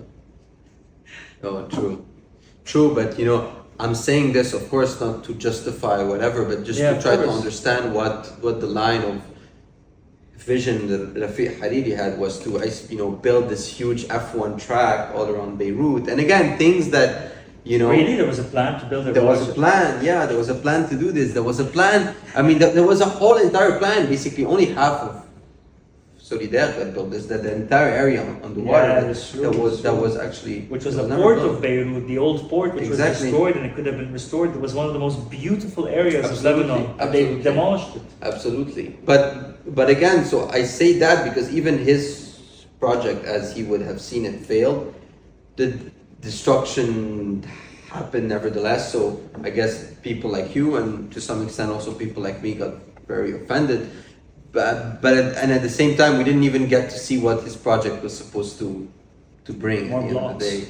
More blocks, maybe. I don't know. I mean, I hope that something exciting could have come, because I always think that at the end of the day, a downtown should have somehow a financial district. I think that obviously in the era that we live in, a 2-3 story capital without a financial district. I mean, you look at Rome, absolutely beautiful. Again, you have a beautiful architectural cohesion from financial district to a historical district to a mix of both, through a mix of London has its financial district outside the wharf. I forgot its name. Absolutely. So I think that it was essential for Beirut in some ways, but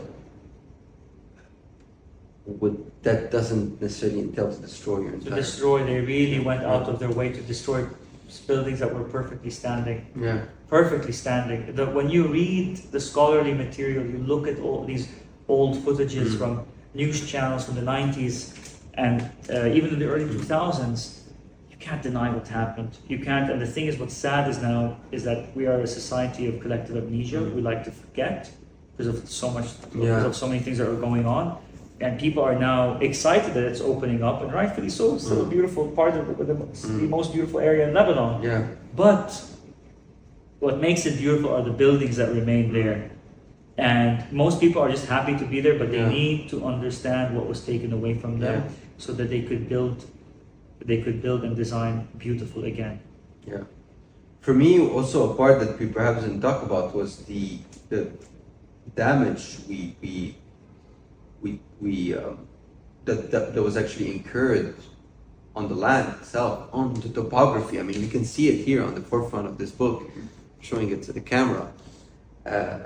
I mean, we had an amazing topography that flows from the mountains Yeah.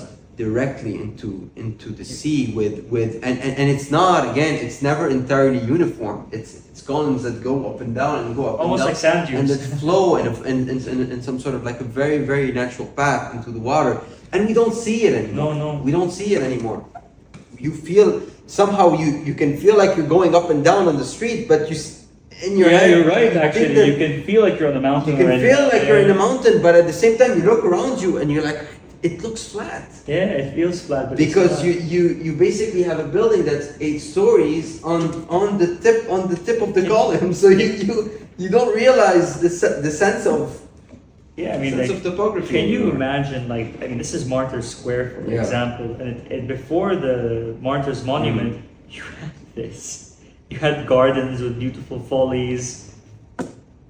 We've lost a lot, but the thing is, what I'm trying to say, because there's always going to be private initiatives, and I think that's the only thing that can save Lebanon aesthetically speaking, we can learn still a lot from these principles and those lessons.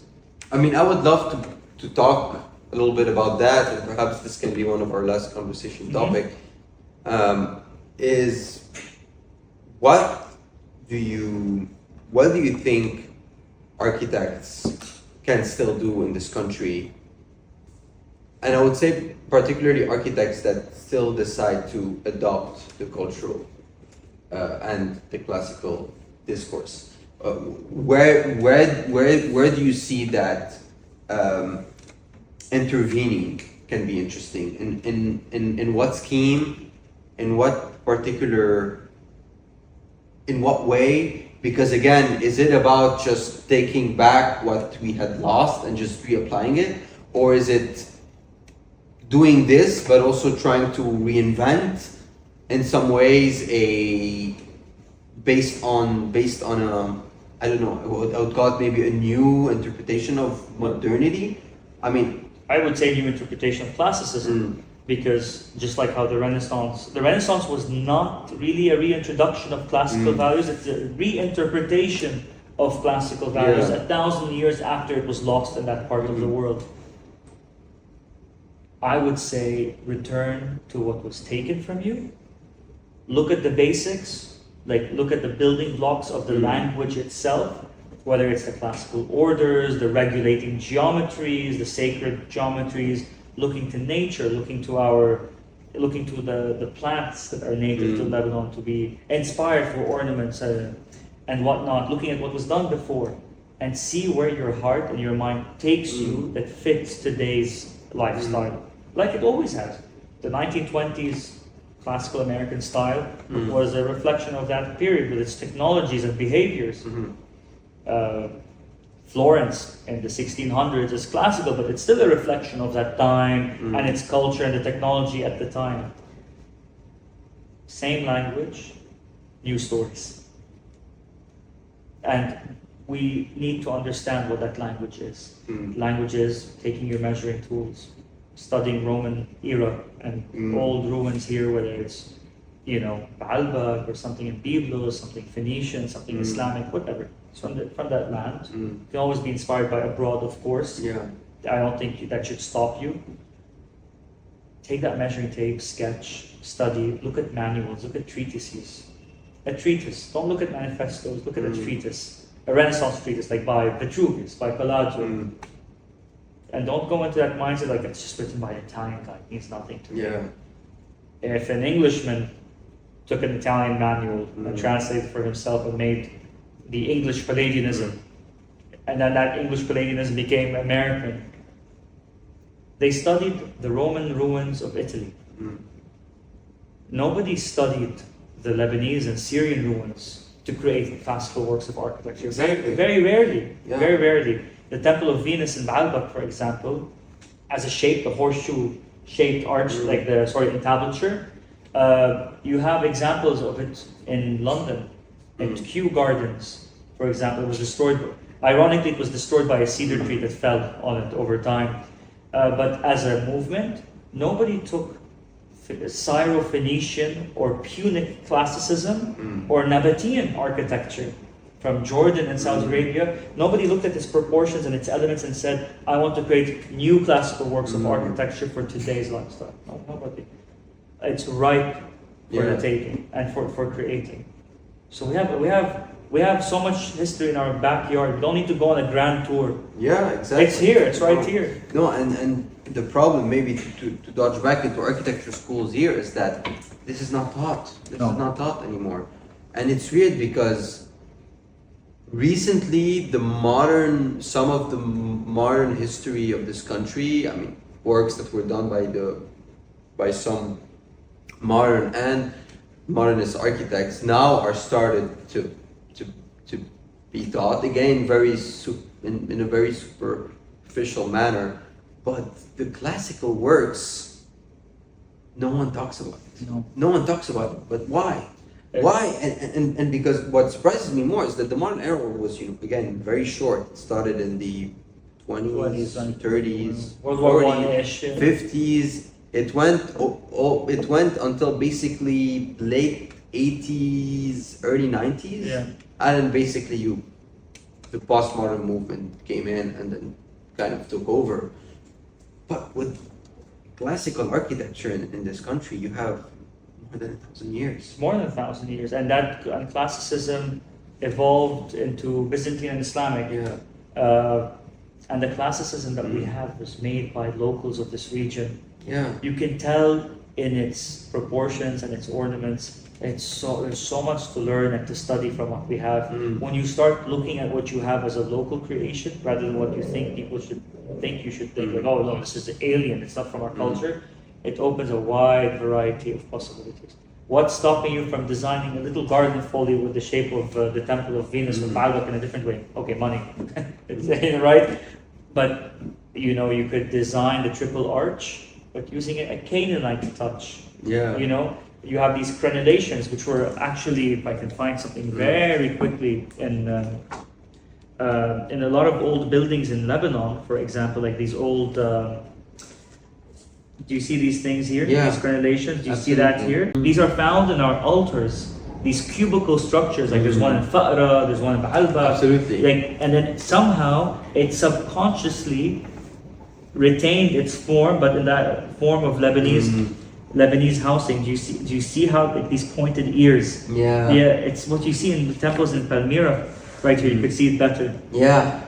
These are crenellations you can find from classical antiquity only from this part of the world, or maybe from this Magna North Africa, all the way to Mesopotamia. But it found its way in 19th, 18th century housing. What's stopping us from doing that? Yeah. Sometimes we need symbols to remind us of where we went. Because if we continue to just build chaotically, we're drowning ourselves in the noise and we will start to feel like we don't belong. It's good to have these symbols subliminally and subconsciously present, so we feel grounded in where we came from, so that one day, when we're faced with an existential crisis, which we are, because people are trying to convince us that we don't belong to this land. But when you design these things and you take inspiration from your ancestors, it's your way of saying, I'm here to stay. I'm taking something from my great-grandfather and I'm designing it again. Imagine an Art Deco interpretation of a Phoenician altar, but as a garden or as a fountain. Yeah. What's stopping us? Why not? Why not? Yeah. Why not? Universities say all sorts of things. Evil, but they'll never tell you why. Yeah. They won't tell you it's a bad idea. They'll just tell you, well, they do tell you it's a bad idea. I couldn't come up with something witty for that, but my God, have I come across a lot of angry professors. Yeah. Especially here in Lebanon.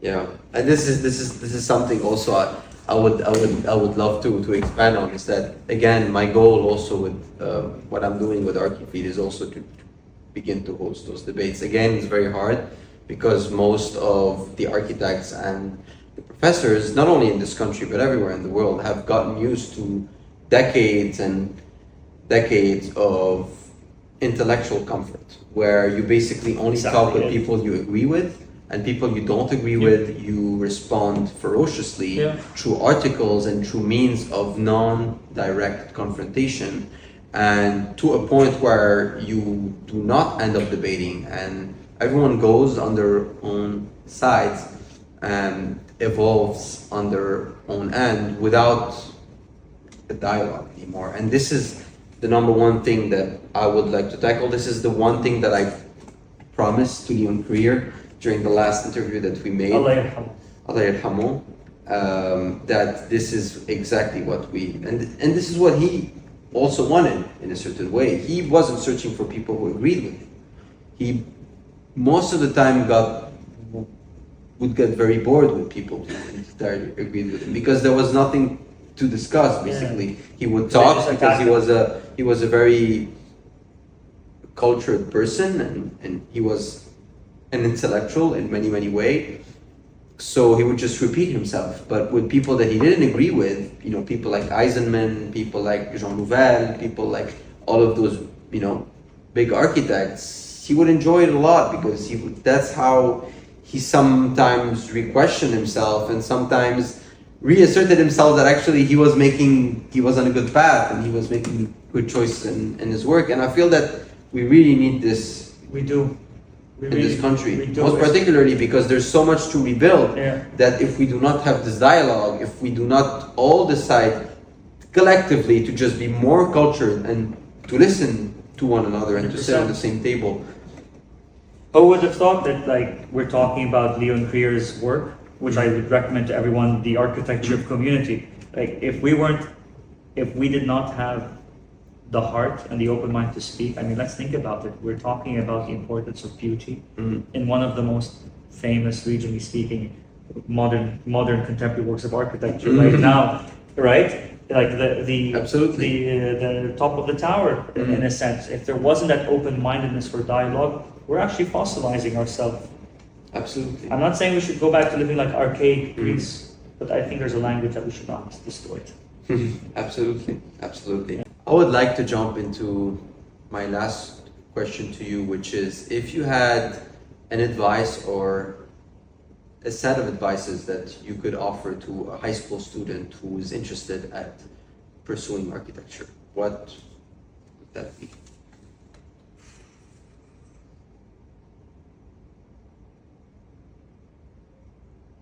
Question everything. Question the tools of expression.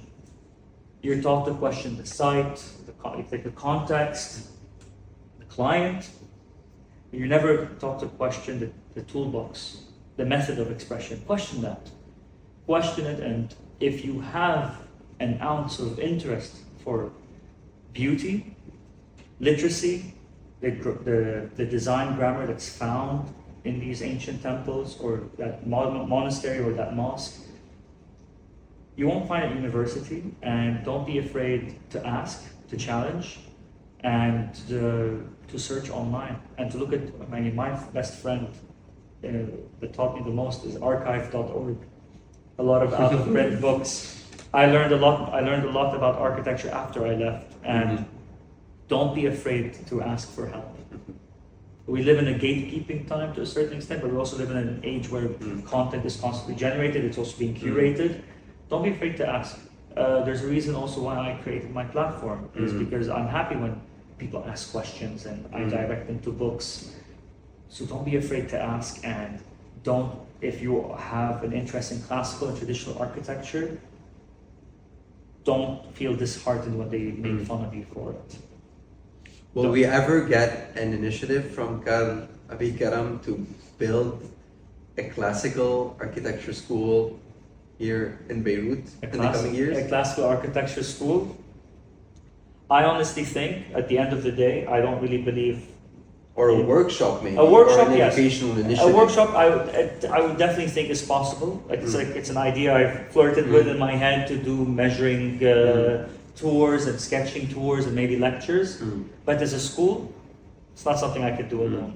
And I always have We my... spoke about the idea. Yeah, of we the did. workshop We together. did. I don't want to put you on camera and say... I want to say, yeah, you mentioned an idea, and then you're like, no, I didn't. I guess we're not going to spoil too much, but this is on the table right now. Yeah, good. Good. No, I'm always looking to... I'm always extending my hand for a conversation or for creating workshops. I just see where it goes and how it resonates with the public. So, of course, it's something I'm interested in. Yeah.